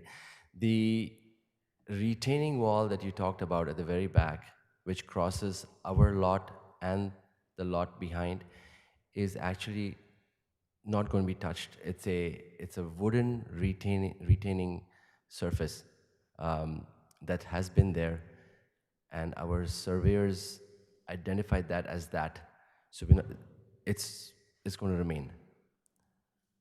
We're not going to touch it. We're not going to take it out. I'm sorry, Madam Chair. Go ahead. The structural integrity of this wall, will that be affected by the work, by the construction that you're planning? No. Okay, thank you. The second question you had was regarding, that was your first question on the basement style building versus what we have next door to us. We talked to our surveyors and our engineers and the architects, and this was the best option, because if we did not have that, if we didn't have a basement, then I'm not sure if that would meet the current guidelines, construction guidelines. And the next question you had was for parking. Yes. All good questions. We struggled a lot. even to get that one parking space in there. So I don't have an answer to where the guests will park, or whether the owner of the buyer would want two car parking spots. By right, if we were not going to be here and we were to build by right, we would have the same problem. So I don't know. Well, I appreciate that comment, and I think all of us are hopeful that something can be constructed on this lot. I think you hear that from all of us. Sure. But you have challenges. We want you to be successful. We don't want this to be a lot that ends up being too difficult to find a buyer or a renter. But you're taking the risk, but we as a city kind of share that risk in some ways. So that's why my questions are posed to you about this. It's one thing to have just one parking stall for a unit. That's a challenge, but for there to be no visitor parking anywhere nearby, that just makes it that much more challenging. But okay. I agree. Thank you for your comment. That's it, Madam Chair. Thank you. Thank you, Councillor Block. Councillor Roach. I want to follow up on comments made by Councilors Leary and Lucas. This is exactly the kind of homes we want to build. And I want to point out that 1,800 square feet is not as large as the home will actually live as, because of the basement being included in the FAR calculation. I think Councilor Lucas put it spot on, that this is you can't build really anything here by right, and so that coming here for special permit is the only thing to do. I'm enthusiastically going to vote yes on this project. Good luck. Very concise. Thank you, Councillor Roach. Councillor Irish. Thank you, Madam Chair. First, I want to also reiterate thank you to the petitioner for reaching out to the neighbors. I think just restating that publicly, that we do appreciate that, and just to encourage all petitioners to do that. That's well received. So I wanted to note that. I also like the fact that these units are smaller, and we need more of those in the city, so I align myself with Councilor Roach and his comments. I think I answered the other question about the basement is not a finished living area. That is just a basement, regular basement, or is that a living space? Well, we plan to keep it as an unfinished basement. Okay, just curious. Okay, thank you. And the other question I had was about the retaining walls. Again, I support this project, but I just wanted to get a better sense. There is one in the back, and understandably, this is a very challenging site, and the need for retaining walls, I certainly understand that, but just wanted to get a better sense of where they were. Were they on the sides of the project as well? Did I miss that? I may have missed that. I missed that question. Can you repeat? The placement of the retaining walls. Certainly, there's one existing in the back, but are there other retaining walls? No. No. The one at the back is the only one which, like I said, we will not be touching that. It won't impact. Okay, just thank you for that clarification. That's it. Thank you. Thank you. Yeah, I was going to ask that too. So you're not building a new retaining wall. The very tall retaining wall, which is a wooden structure that your engineer has looked at and said it's structurally sound, is there, and you're not touching it. You're not building a new retaining wall. Correct? I'm sorry, I'll have you repeat that question, please, madam. The retaining wall that's part of this waiver exists already on the site, and it is wooden, and your engineer has examined it and believes that it's structurally sound. You're not touching it. You're not building another retaining wall. It's just that one that's existing that you need to be part of the special permit. No. We are requesting a retaining wall to be built The one that, again, can I share my screen? Because Yes. I have a, Yeah, plans are very helpful to us, like to visualize. And I think that was the question that Counselor Irish was getting at. I'm sorry.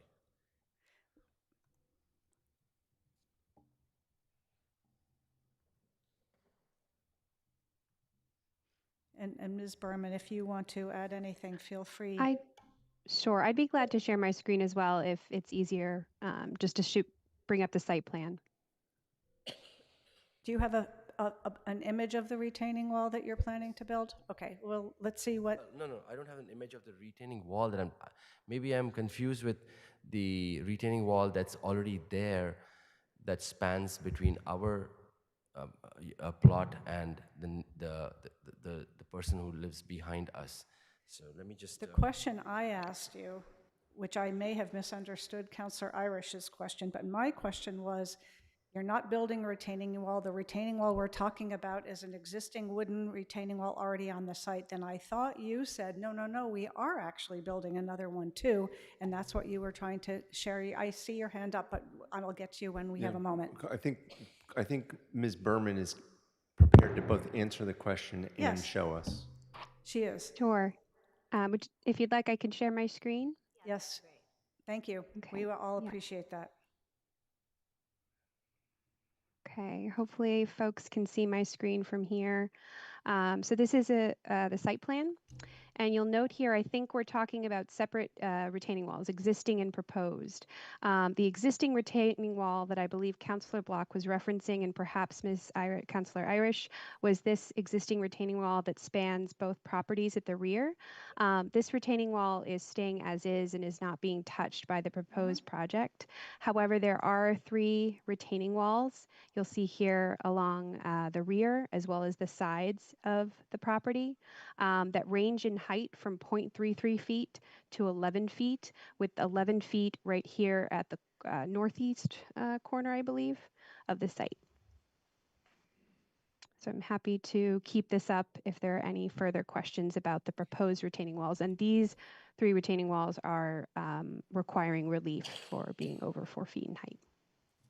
And do you or the petitioner have images or elevations of what this wall is going to look like, or able to tell us what it's constructed out of if it goes from 3 to 11 feet? What is that going to look like?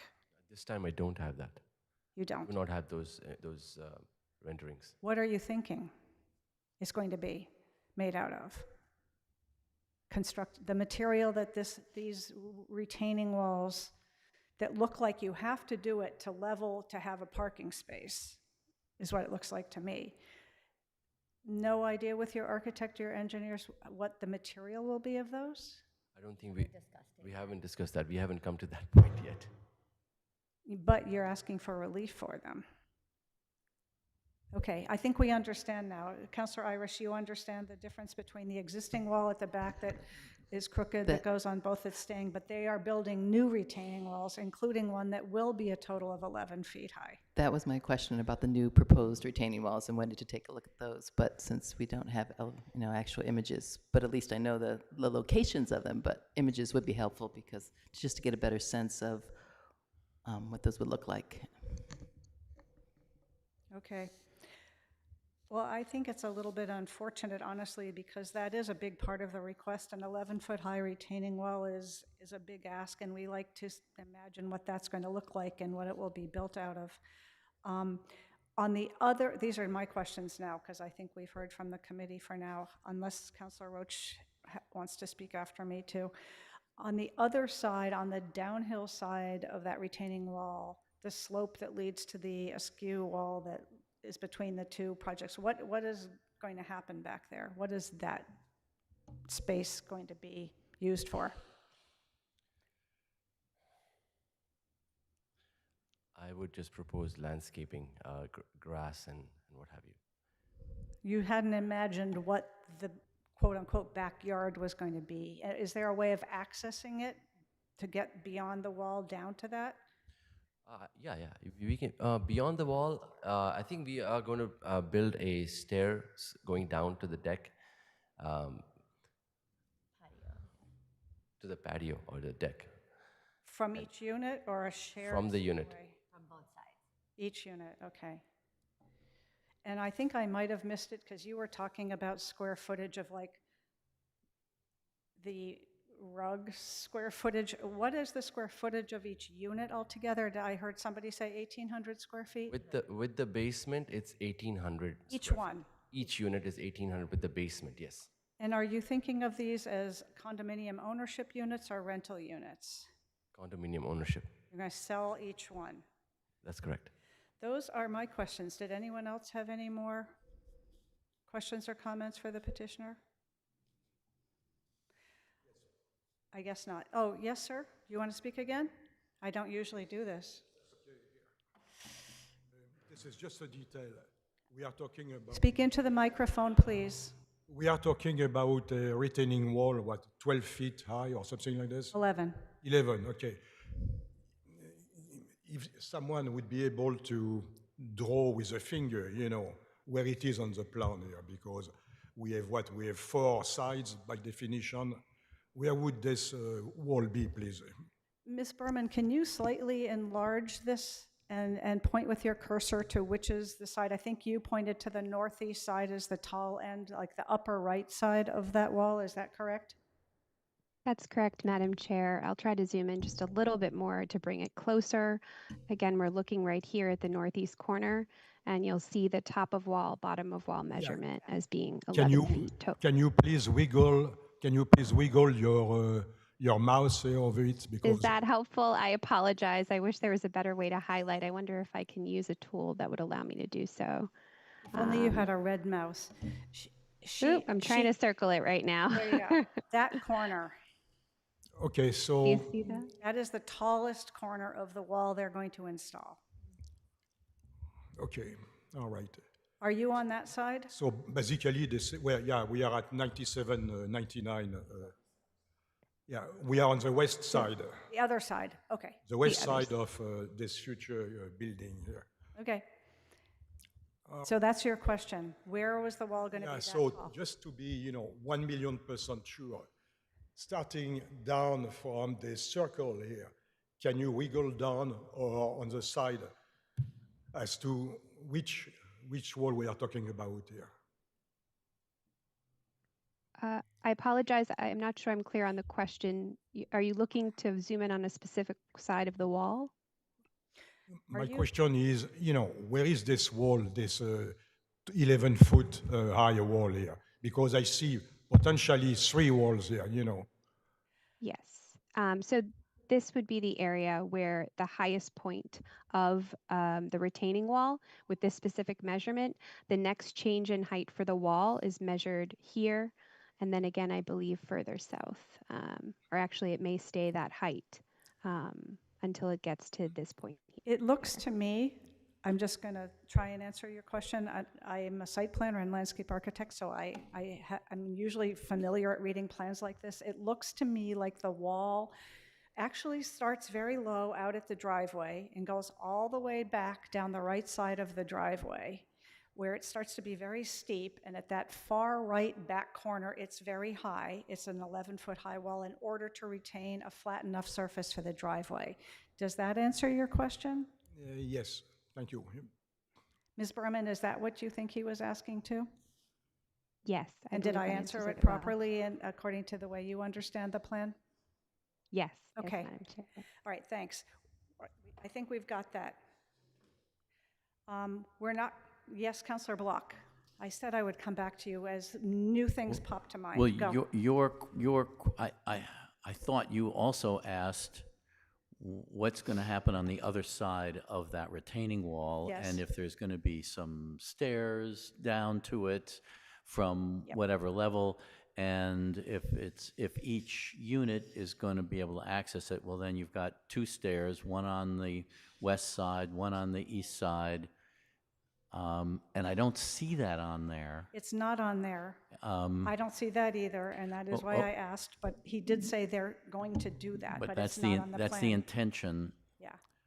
I believe you said stairs from each unit or a shared set of stairs that both units could use. 2 sets of stairs coming from what looks like there's going to be kind of a back deck. Okay. Sorry. Yeah, it is hard for us because we approve the plans that we see, and if there are things like this that aren't on the plans, I mean, we could make a condition that you need to add the stairs and the landscaping. To the other question, I believe he answered that they hadn't really thought it through, but maybe it would be grass. Is that correct? Yes. You have to think these things through. You're asking for our permission, so it's good to have a concept of what you're planning to do with the whole site. Yes, thank you. Okay, Councillor Block, more on that? No, Madam Chair, I keep wondering if we should hold this and have a subsequent clarification of this. It's just a thought that keeps crossing my mind, but I will defer to. And because we don't like to hold stuff up unnecessarily, another way we could think about it is between now and the final vote, it could be conditioned on the submission of a landscape plan with stairs, something like that, that you can talk to your architect. And we also do have one other counselor who wants to speak before we vote on this. Did you want to say something, sir? No, just a thank you for. Councillor Maliki. Thank you. I just wanted to point out, it looks like there is a similar 11-foot wall in the corner on the west side abutting the gentleman, the couple who have been speaking. I see top of wall and bottom of wall there too. Yeah, that's where the cursor is. So, and it looks like on each, the east abutter and west abutter, they've kind of got some kind of stairway going down to, I guess, the backyard. And is that going to be facing an 11-foot wall at the bottom? I think it would be kind of good to have a visualization of that before you vote on it. And I noticed that in the memo, planning recommends the petitioner consider providing a landscape plan with the proposal. So I'm just wondering, on Google Earth from before, or satellite view, it looks like there were a lot of trees back there. I'm not sure what's left now after the demolition, but I think it would be probably good to restore some trees or something that would sort of stabilize the hillside. Thank you. Yes, thanks for pointing out. Planning did mention that, and I think that is a condition that this committee would probably like to see also, along with a landscape plan. We would like to see where the stairs would be located, and I would like you to continue the conversation with your neighbors.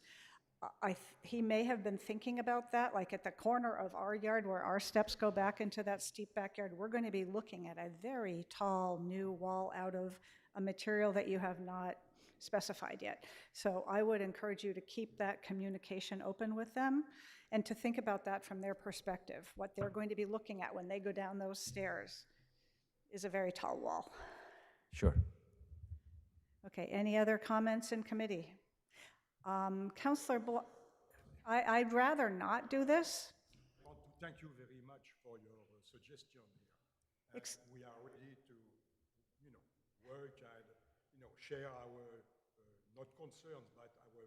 We can't hear you because you're not speaking into the microphone, but also I think we've left it with you two to continue to coordinate and don't need to have more of that conversation in the council chamber tonight. Yes, thank you. Actually, we can invite our future neighbors here for, a nice little on hands. I can't understand what you're saying. That's okay. Okay, have a seat, sir. That's okay, but we are going to work together Yes. to make this stuff happen, to the satisfaction of everyone here. Yes, that is our goal here. So let's move forward. I think we've had as much discussion as we need to, and we still have 2 more items. I see you. Are you ready to make a motion? Because that's why I was going to come back to you. When is that time? Right now. Is the time now? I think it is. Okay. If you would like to say anything as the ward councillor on how you would like to proceed I just with have a this. quick comment, and I'm ready to move approval with conditions subject to second call. That's my intent here. This whole neighborhood is retaining walls. So I don't think it's any surprise that they had to do a retaining wall in order to do that. I didn't realize that people weren't aware of it. And if you come up Oakland Street, there's a huge retaining wall as you're walking up Oakland Street onto Newtonville Ave and taking that sharp turn there. So it's just impossible to build anything there without a retaining wall. And I think it's reasonable in this regard. So my conditions are that we have a landscape plan, a plan for the deck and the stairs, and also we get information about the retaining wall material, what the retaining walls will be made out of. And it would be subject to second call at our next city council meeting. Terrific. Would you also like to make a motion? So I will make a motion to approve, subject to second call, and I will, in this case, keep the public hearing open. Actually, we can't really. No, we can't. Really. We have to close it. Okay. I don't know how we would then close it before a full council vote. Right. But second call will be fine. We can have discussion. If these conditions haven't been met to our satisfaction, we'll have a discussion on second call. But Okay. I like your motion very much. Thank you for making it. So you're going to make a motion to close the public hearing? I'll make a motion to close the public hearing. Yep. All in favor, please say aye. Aye. Aye. Anyone opposed? The man in the audience voted yes too. All right, did you get all of these? Sandra, do you think you have a good idea about the conditions? Yes, I Okay. took notes on Councilor Leary's recommendations. Great. Madam Chair, sorry, this is Kat Kemet. I just do want to note that I believe the next council meeting is next week. Is that right? 2 weeks, I believe. 2 Let's weeks. see. Let's see. We just, we would need those plans in advance of the council meeting. So I just wanted to see if the petitioner is prepared to have those ready at that time. And we want to take a look before referencing them in the order.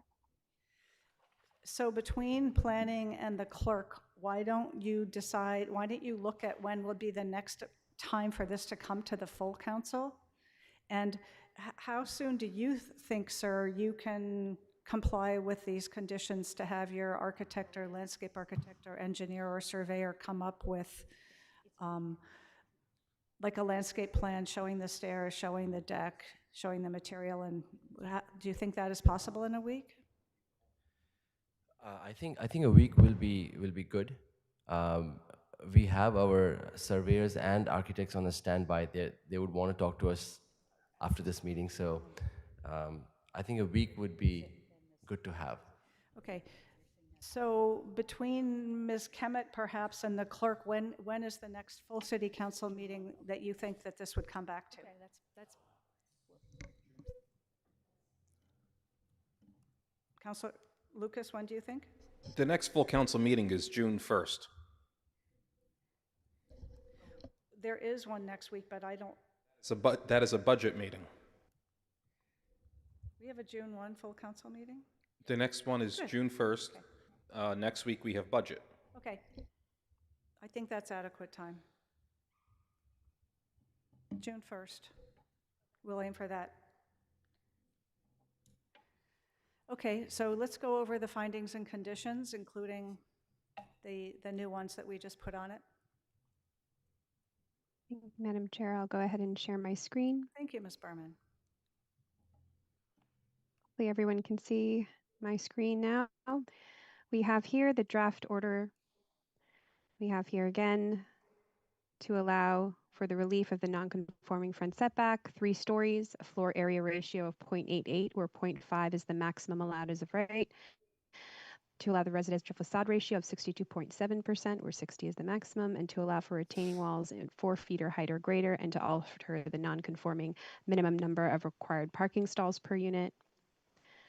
And here for the findings, we have that the site is an appropriate location for the proposed 3-story 2-family dwelling with a proposed FAR of 0.88, where 0.58 is the maximum allowed, and with a proposed facade ratio of 62.7%, where 60% is the maximum allowed as of right, as the use and design is consistent with abutting properties on similarly sized lots. Finding 2, that the proposed 2-family dwelling as designed will not adversely affect the neighborhood as the 2-family dwelling is compliant with open space, height, and lot coverage. Item 3, that the proposed 2-family dwelling as designed will not be a nuisance or serious hazard to vehicles or pedestrians, as the 2 proposed curb cuts are the minimum width required for zoning compliance. Item 4, that access to the sites over streets is appropriate for the types and numbers of vehicles involved. Item 5, that the lot presents challenging topography which limits the use of the rear of the property such that it could not be improved without the implementation of retaining walls over 4 feet in height to allow for soil stabilization. Item 6, that the proposed retaining walls over 4 feet in height will not adversely impact adjacent property, the neighborhood, or the public, as the retaining walls follow the side lot lines to the rear of the property with the most significant elevations behind the principal dwelling. Item 7, that the proposed retaining walls over 4 feet in height are the minimum structures necessary to allow the subject's property's rear yard to be reasonably utilized and provide for a dimensionally compliant parking stall for each unit. Item 8, that the proposed FAR of 0.88, where 0.58 is the maximum allowed as of right, is consistent with and not in derogation of the size, scale, and design of other structures in the neighborhood, as the 2-family dwelling presents as a 2-story structure from the street due to the slope topography of the site. And item 9, that the proposed alterations of the non-conforming front setback and a minimum number of parking stalls required per unit will not be substantially more detrimental than the existing non-conforming front setback and parking is to the neighborhood, as each will bring the site closer to compliance. We have here the petition number, the petitioner's information, location, that it will remain 2-family residential, and here again the relief granted itemized out. And approved subject to the conditions here. We have our standard plan referencing condition, and here we will add in a landscaping plan once received. Item 2, the standard O&M condition. That's an operations and maintenance plan. Item 3, our standard pest remediation condition. Item 4, the standard, construction management plan condition. And these are the items there under that. Item 5, a standard building permit condition, and then under going down, item 6, our standard certificate of occupancy condition here. And here would be where we will add in landscaping conditions once that plan is provided to us. I will go ahead and stop sharing my screen, but I'm happy to bring this back up if there are any further questions. Ms. Berman, can you be a little more specific with that landscaping plan and note that we would like to see the steps leading to the backyard off the deck and materials of the wall as part of that? Thank you. Absolutely. Thank you. Okay, I think we're ready to vote. Thank you for making the motion, Councillor Leary. Let's go. Councillor Block. Aye. Councillor Farrell. Aye. Councillor Golden. Madam Chair, I'm going to vote aye. I have not been here for the entirety of the hearing, but I believe I've been here for the majority of it, and I've read all the materials, very familiar with the site. I support the project. Aye. Thank you. Thank you. Councillor Irish. Aye. Councillor Leary. Aye. Councillor Lucas. Aye. Councillor Roche. Aye. Councillor Kelly. Aye. The motion passes 8-0. This will be a really big improvement over that site, and hopefully this will all go through on June 1st. Thank you.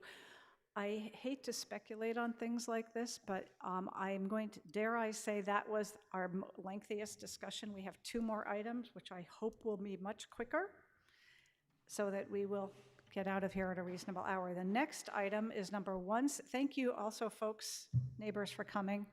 Item number 176-26, which is a request to further extend FAR at 54 Bonad Road. Again, we will go first to planning. Mr. Melcher. Yep, just This is petition number 176-26, which is a special permit to construct a 2.5-story rear addition to the dwelling, further extending non-conforming floor area ratio at 54 Bonad Road. The property is located in a single residence 2 district, and there is a nearby single residence 1 district to the north. The 12,000 square foot lot is improved with a single family dwelling constructed in 1917, and surrounding properties consist of single family homes. The petitioner is requesting relief to further extend non-conforming FAR. The proposed addition will add 1,555 square feet to the existing dwelling, and as a result, the non-conforming FAR will increase from 0.38 to 0.51, where 0.36 is the maximum allowed. The criteria: the proposed rear addition, which further extends the non-conforming FAR, is consistent with and not in derogation of the size, scale, and design of other structures in the neighborhood. The proposed increase in non-conforming FAR is not substantially more detrimental than the existing non-conforming structure is to the neighborhood. And for the analysis, a portion of the addition is located within the footprint of the existing building, and the remainder of the addition slightly expands the footprint at the rear of the site. The height and number of stories will not be affected by the proposed construction. The rear setback will be reduced from 22.9 feet to 18.9 feet, where 15 feet is required, and the front and side setbacks will not be affected by this proposal. And that covers the presentation for 54 Bonad. I'll return my screen back to the committee. Thank you, Mr. Milcher. Who's here to speak on behalf of the petitioner and hopefully have some plans that we can look at?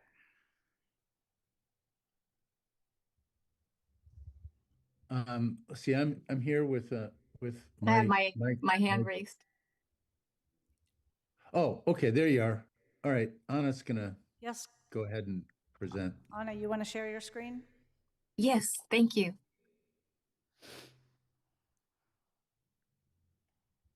Me back out. 54 Bonad is on West Newton area, and I have here on the map for context. We also presented with Historic Commission, and this is the house. As you see, it has some existing retaining walls to the front, as well as the neighbors in the surrounding area. And the existing plan, the existing site plan, our proposal is for a small addition in the back on the first floor, expanding to create a mudroom. On the second floor, above this area that's only 1 story now, will be an office and a new stair that allows for better access to the attic. And in the attic, we are positioning the main bedroom as the main bedroom suite with a bathroom and a closet. This is the existing. You'll see the proposed is right over the building. Some areas of that second floor expand over the first floor garage, and We're not seeing those We're not plans, seeing Anna. any of these plans, Anna. Just seeing the aerial view of the neighborhood trees. oh my goodness. Okay, I apologize for that. I thought I was sharing. I think you are sharing, it just hasn't moved on to the plans from the original, for sort of that context photo. Screen. Okay. I apologize. I thought everyone was seeing this. Are you seeing the neighborhood context, the houses on the surrounding? Yes. Yes. Oh, perfect. So this is Bonad, and these are the neighbors. As you see, some of them have the same front retaining walls. These are pictures of the existing house, and the addition will be in this area of the back of the house over the garage. The site plan. Can you see the site plan there? Yes. The existing site plan. These are existing retaining walls that will not be affected. Also ledge in the front, the retaining wall, and these will not be affected. Our additions will be expanding this area to create a small a mudroom Over the one-story garage will be an office and a new stair that access the attic, where the bedroom suite will be located. This area of the roof, if you're seeing the front of the house, from the front of the house, you will see no change. And all the expansion, it's towards the back. Here, we're putting side by side the existing and the proposed, the existing front elevation. You'll see the addition is towards the back. There's a new egress window in the basement. And the elevations, the existing is in the bottom, the proposed you'll see at the top. Back elevation, where the addition is right here on the side. This is a one-story garage. It's right over the one-story garage. And the proposed right elevation, the entry to the garage is on that side driveway, and the addition is above. It shows here on the first floor, this is the existing first floor plan. We're adding to the back for a mudroom. On the second floor, over that garage will be an office and a new stair that allows for access to finish the unfinished basement now, the unfinished attic, I'm sorry, as a bedroom suite.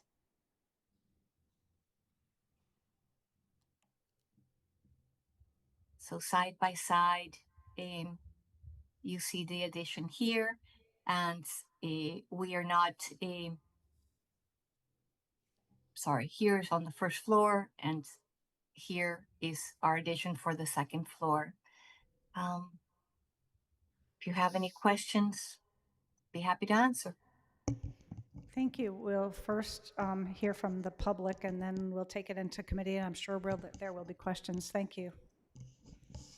Are there any members? So we can ask you too. Did you reach out to the neighbors? Are there any members of the public who would like to speak?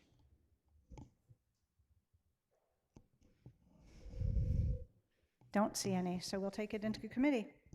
So I just want to chime in. They did speak to their neighbors. I thought that they had one or two letters that were sent to planning or Curtis, uploaded perhaps. Have any letters but, on this project?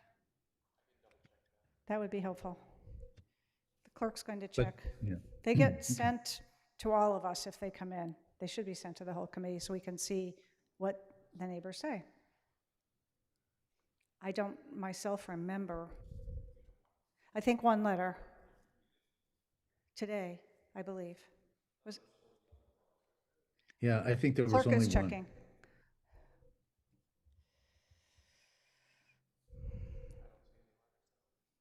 You don't see any letters. Councilor Roach, can you pull it up? Clerk does not recall a letter. Bonad. Okay. Oh, okay. No? I was confusing the two Okay. letters about So, Rose Mr. Road. Sachs, I don't think we did hear from anyone. I can, same as what I said before, I encouraged my clients to talk to their neighbors, and their report to me was that they did talk to their neighbors and abutters and people across the street, and made them aware of the project that they were going to do.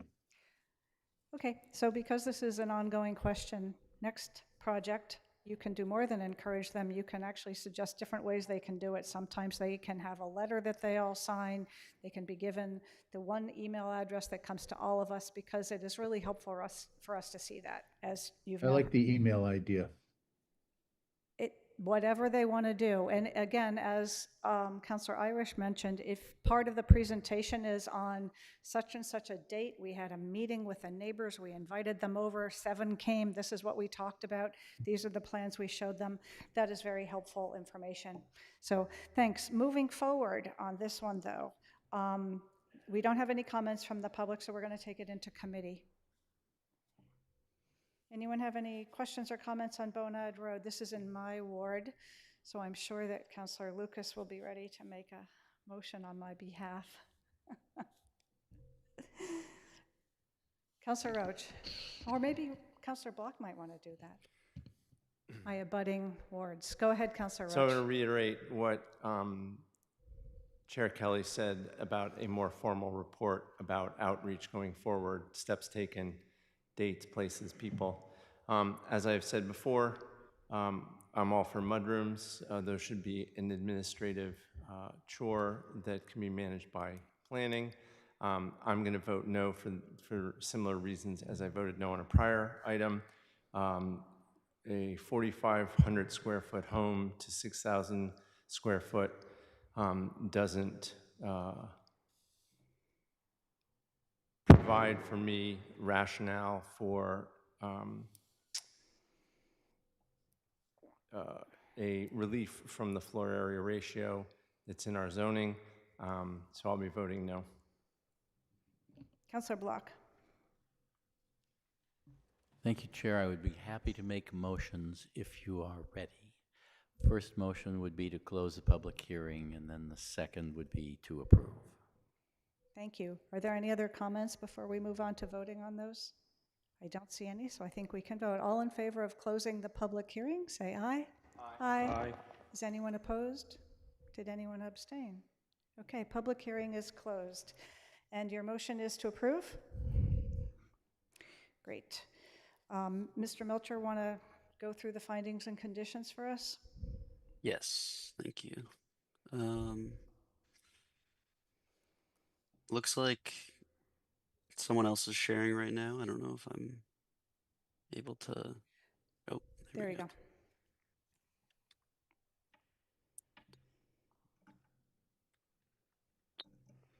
Okay.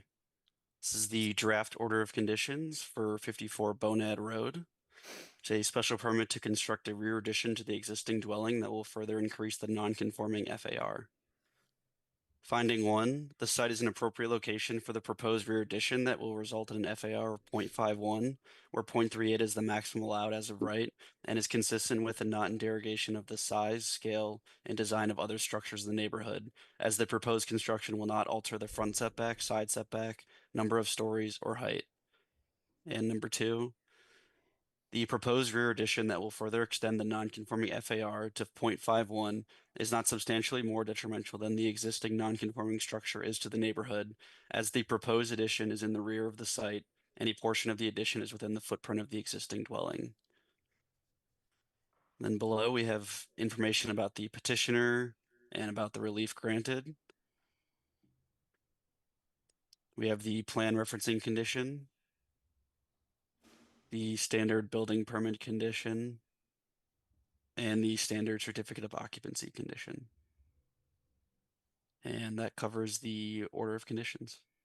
Thank you very much, Mr. Melcher. I think we're ready to vote. Counselor Block? Aye. Counselor Farrell? Aye. Counselor Golden? Aye. Counselor Irish? Aye. Counselor Leary? Aye. Counselor Lucas? Aye. Counselor Roach? No. Counselor Kelly? Aye. The motion passes 7-1. There we go. Thank you, Mr. Saxon. Anna. Moving on to the last item of the night, number 177-26, which is a request to exceed FAR and facade ratio at 5 Rose Drive. Thank you, Madam Chair. I'll go ahead and pull up my screen for the presentation. Again, Sandria Berman, Senior Planner for the City of Newton. We have here petition 177-26 at 5 Rose Drive, a special permit site plan approval to construct a second-story addition to an existing single-family home, which requires relief to exceed FAR and facade ratio. I apologize, I'll make this a little bit larger for everyone. There we go. In terms of the site here, we have the subject property consists of an undersized, non-conforming 4,573 square foot lot at the corner of Rose Drive and Smith Avenue in West Newton. The subject property is located in a single residence 3 district and is improved with a 1-story single-family dwelling that was constructed in 1954. The surrounding neighborhood consists primarily of single-family residential residential uses within the single residence 3 zone with varied heights ranging between 1 and 2.5 stories. The topography of the site and surrounding neighborhood is largely level with a 2-foot change in grade across this specific site.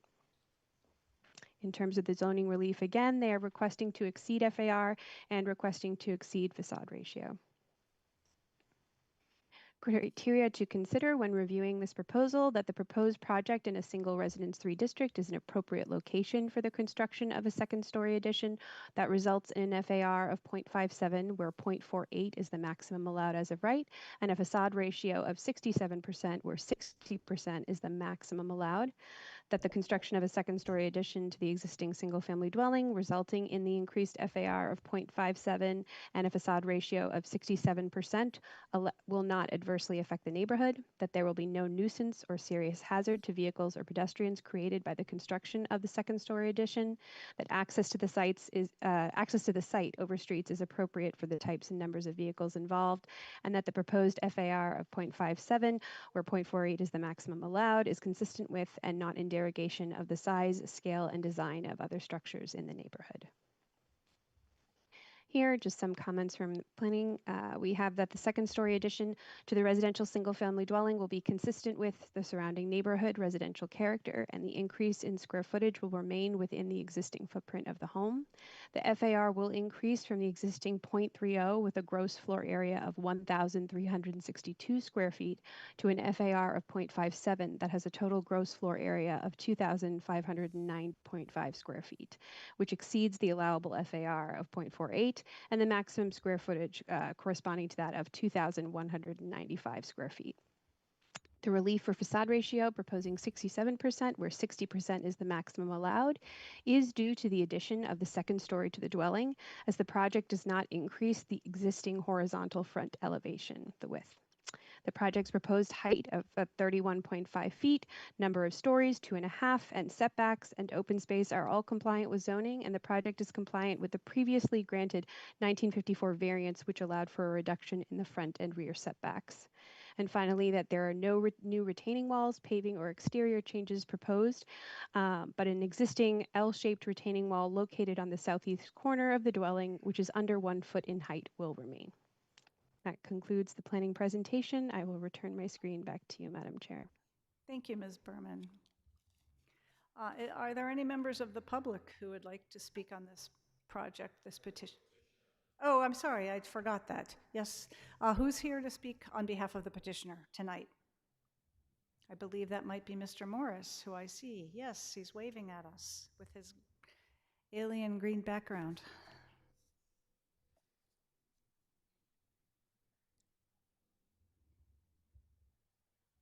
There we go. Good. Can you hear me? Yes, thank you. Hello, Mr. Morris. Thank you. Welcome. Thank you, Madam Chair and members of the committee. First of all, I want to commend the planning department on its balanced and comprehensive approach to this project, and I don't need to kill the lily by expanding upon or repeating anything that was said in that memo. I will address an issue that was brought up in every previous decision, and I do know that Allison and Eugene have engaged in neighborhood outreach, and I am told that there are at least 2 letters that were received in support of this project, and I believe that there is still one person after all this time who is still on screen. Whether that person chooses to speak or not, I don't know, but I hope this addresses the questions previously posed. With that, I think it's better just for us to answer the questions. It's a fairly straightforward petition. The one thing that distinguishes it from all of the other petitions that was heard tonight was the fact that there is no change in the footprint of the building, and hence there is no change to the site plan itself. The only change there being an increase in the volume by the addition of a second story. The size of that unit, 2,590 square feet, I believe is not going to run afoul of previous objections about the size of buildings that are being created, or units that are being created through special permit. We think this is a modest proposal that is largely generated by the need for a young family to accommodate a growing family by expanding the home. And with your permission, Mr. Chairman, I'd like to introduce Allison Nicolazzo, who is here on screen, and she can explain in further detail why this addition is needed for the family. Certainly, thank you.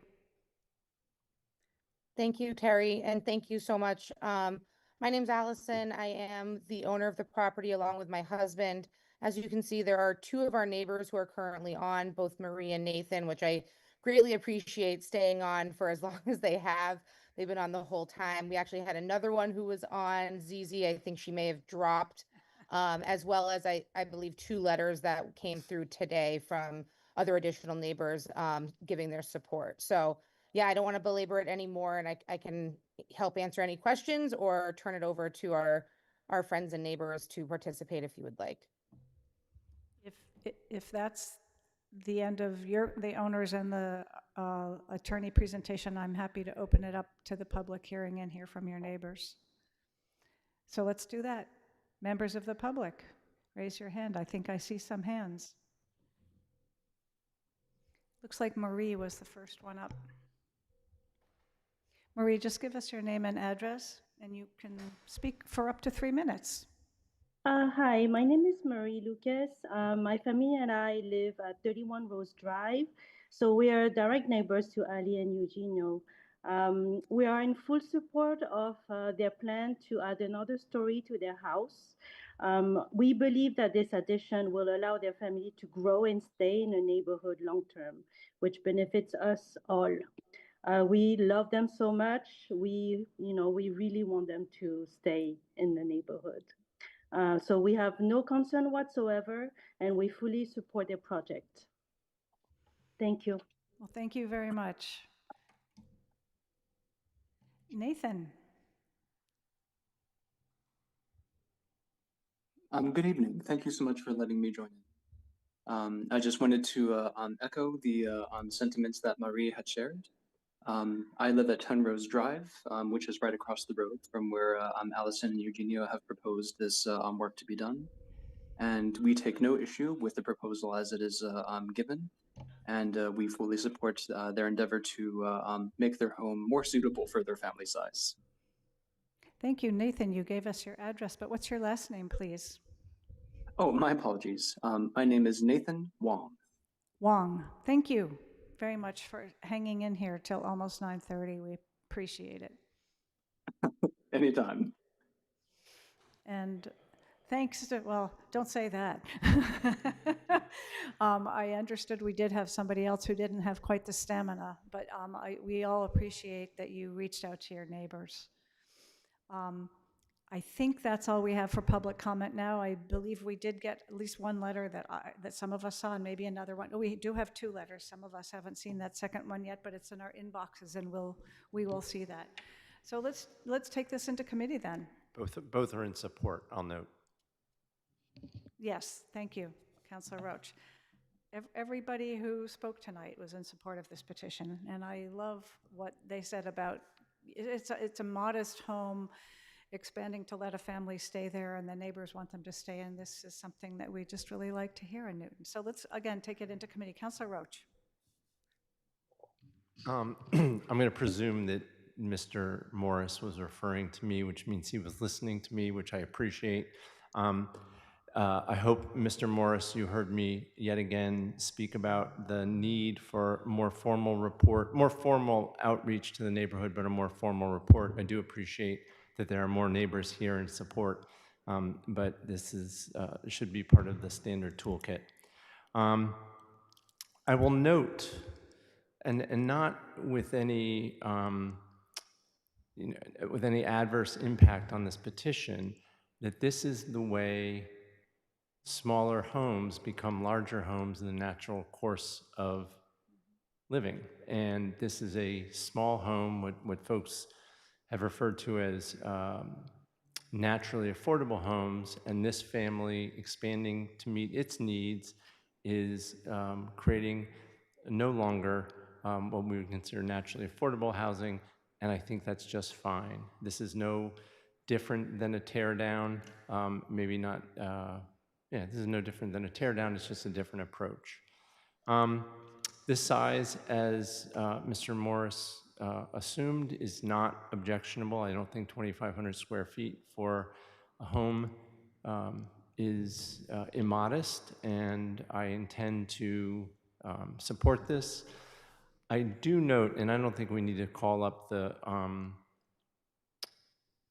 elevations unless some of my colleagues would like to see them, but I do note that especially on the rear and side elevations, the architectural renderings don't have as much glazing, as many windows as I think are merited on a more modern home, a more contemporary today home.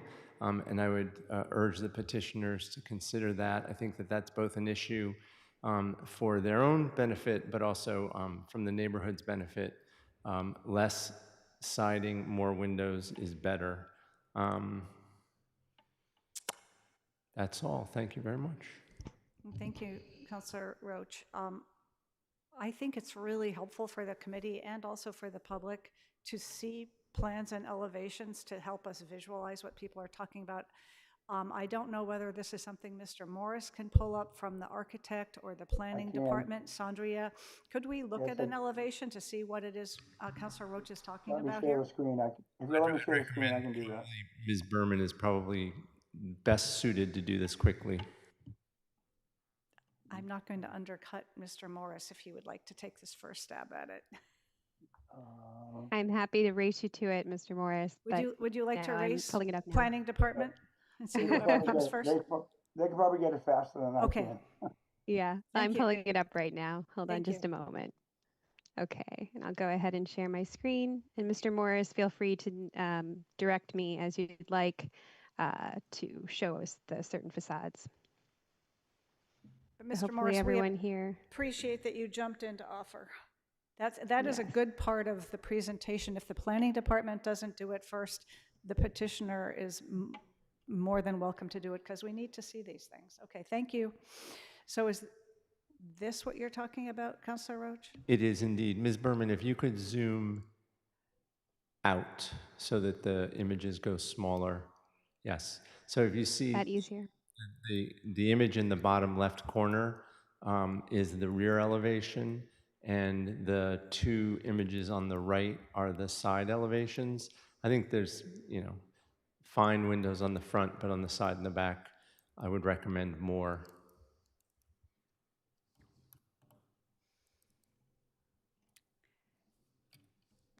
That's a decision that the owners and their architects are free to make, given how they want to use the inside of the space, or if they're thinking about privacy and viewing out to their neighbors. But, fenestration not usually in our ballpark. I'll come to you after Councilor Roach is done. No, I understand. Okay. I had the mic, so I took it. Yeah, thanks. Councilor Lucas. I'll just react and say thank you for that feedback, and we'll definitely think that through. Okay. Great, thank you. So it's a larger conversation with what Councilor Roach brought up. We are not the design police. We are the land use committee, and you're probably right. I would like to see another window on the side, as opposed to looking at more of a wall. I understand there could be some privacy concerns, but this is as I said, it's a larger conversation on what our role is here. Because there's other projects that I've commented on this term about call it the floor plans and the designs inside the buildings. And I had a conversation with Mr. Temple a couple of weeks ago about this, and I need to follow up with him about it. But you raise a good point. You do. And I just don't know if that's in our purview right now. But other than that, I do like the project, and I'll vote for it when it comes ready. Or wait, this is Ward 3, right? Okay, all right. I might have to make a motion. You might. Are there any other comments from committee members or questions? No, in fact, I'll come back to Councilor Lucas. Okay, I move to close the public hearing. All in favor of closing the public hearing, say aye. Aye. Is anyone opposed? No. Okay, And I move to approve. thank you. Let's see conditions and Right, I'm findings. pulling these up, just a moment. Okay, we have here the draft order of conditions.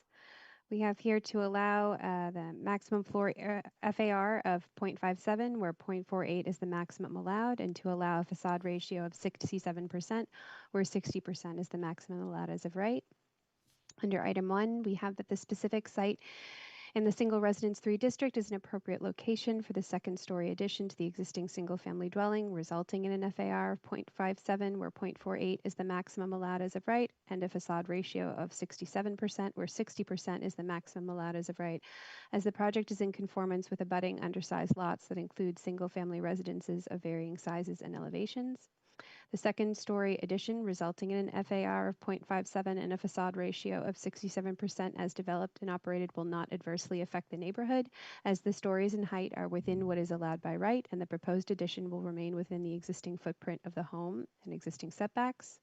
Item 3, that there will be no nuisance or serious hazard to vehicles or pedestrians created by the addition of a second story, as the project will remain within the existing footprint of the dwelling, and no changes will be made to the existing driveway, curb cut, or exterior paving.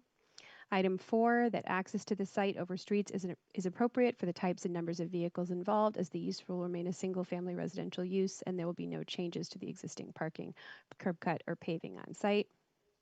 That the proposed single-family dwelling, resulting in an FAR of 0.57, where 0.48 is the maximum allowed as of right, is consistent with and not in derogation of the size, scale, and design of other structures in the neighborhood, as the second-story addition will remain within the existing footprint of the home and is comparable to other single-family homes in the neighborhood with similar-sized lots that include varying heights and stories.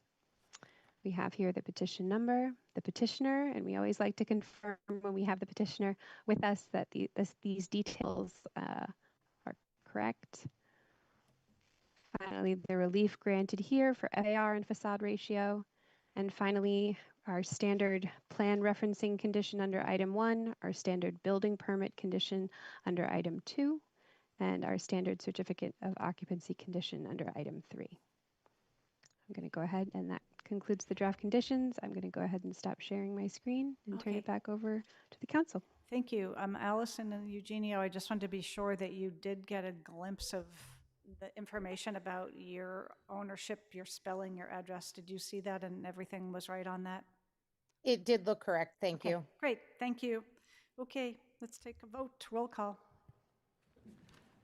Counselor Block, Aye. Counselor Farrell, Aye. Counselor Golden, Counselor Irish, Aye. Counselor Leary, Aye. Counselor Lucas, Aye. Counselor Roach, Aye. Counselor Kelly. Aye. The motion passes 8-0. Thank you, everyone. Thank you, Curtis. We are adjourned. We almost did it by 9:30. That was my secret plan. Close. Recording stopped. Oh, shoot. I said that publicly. Thank you, Councilor Block and Lucas, for the Ward 3 motions.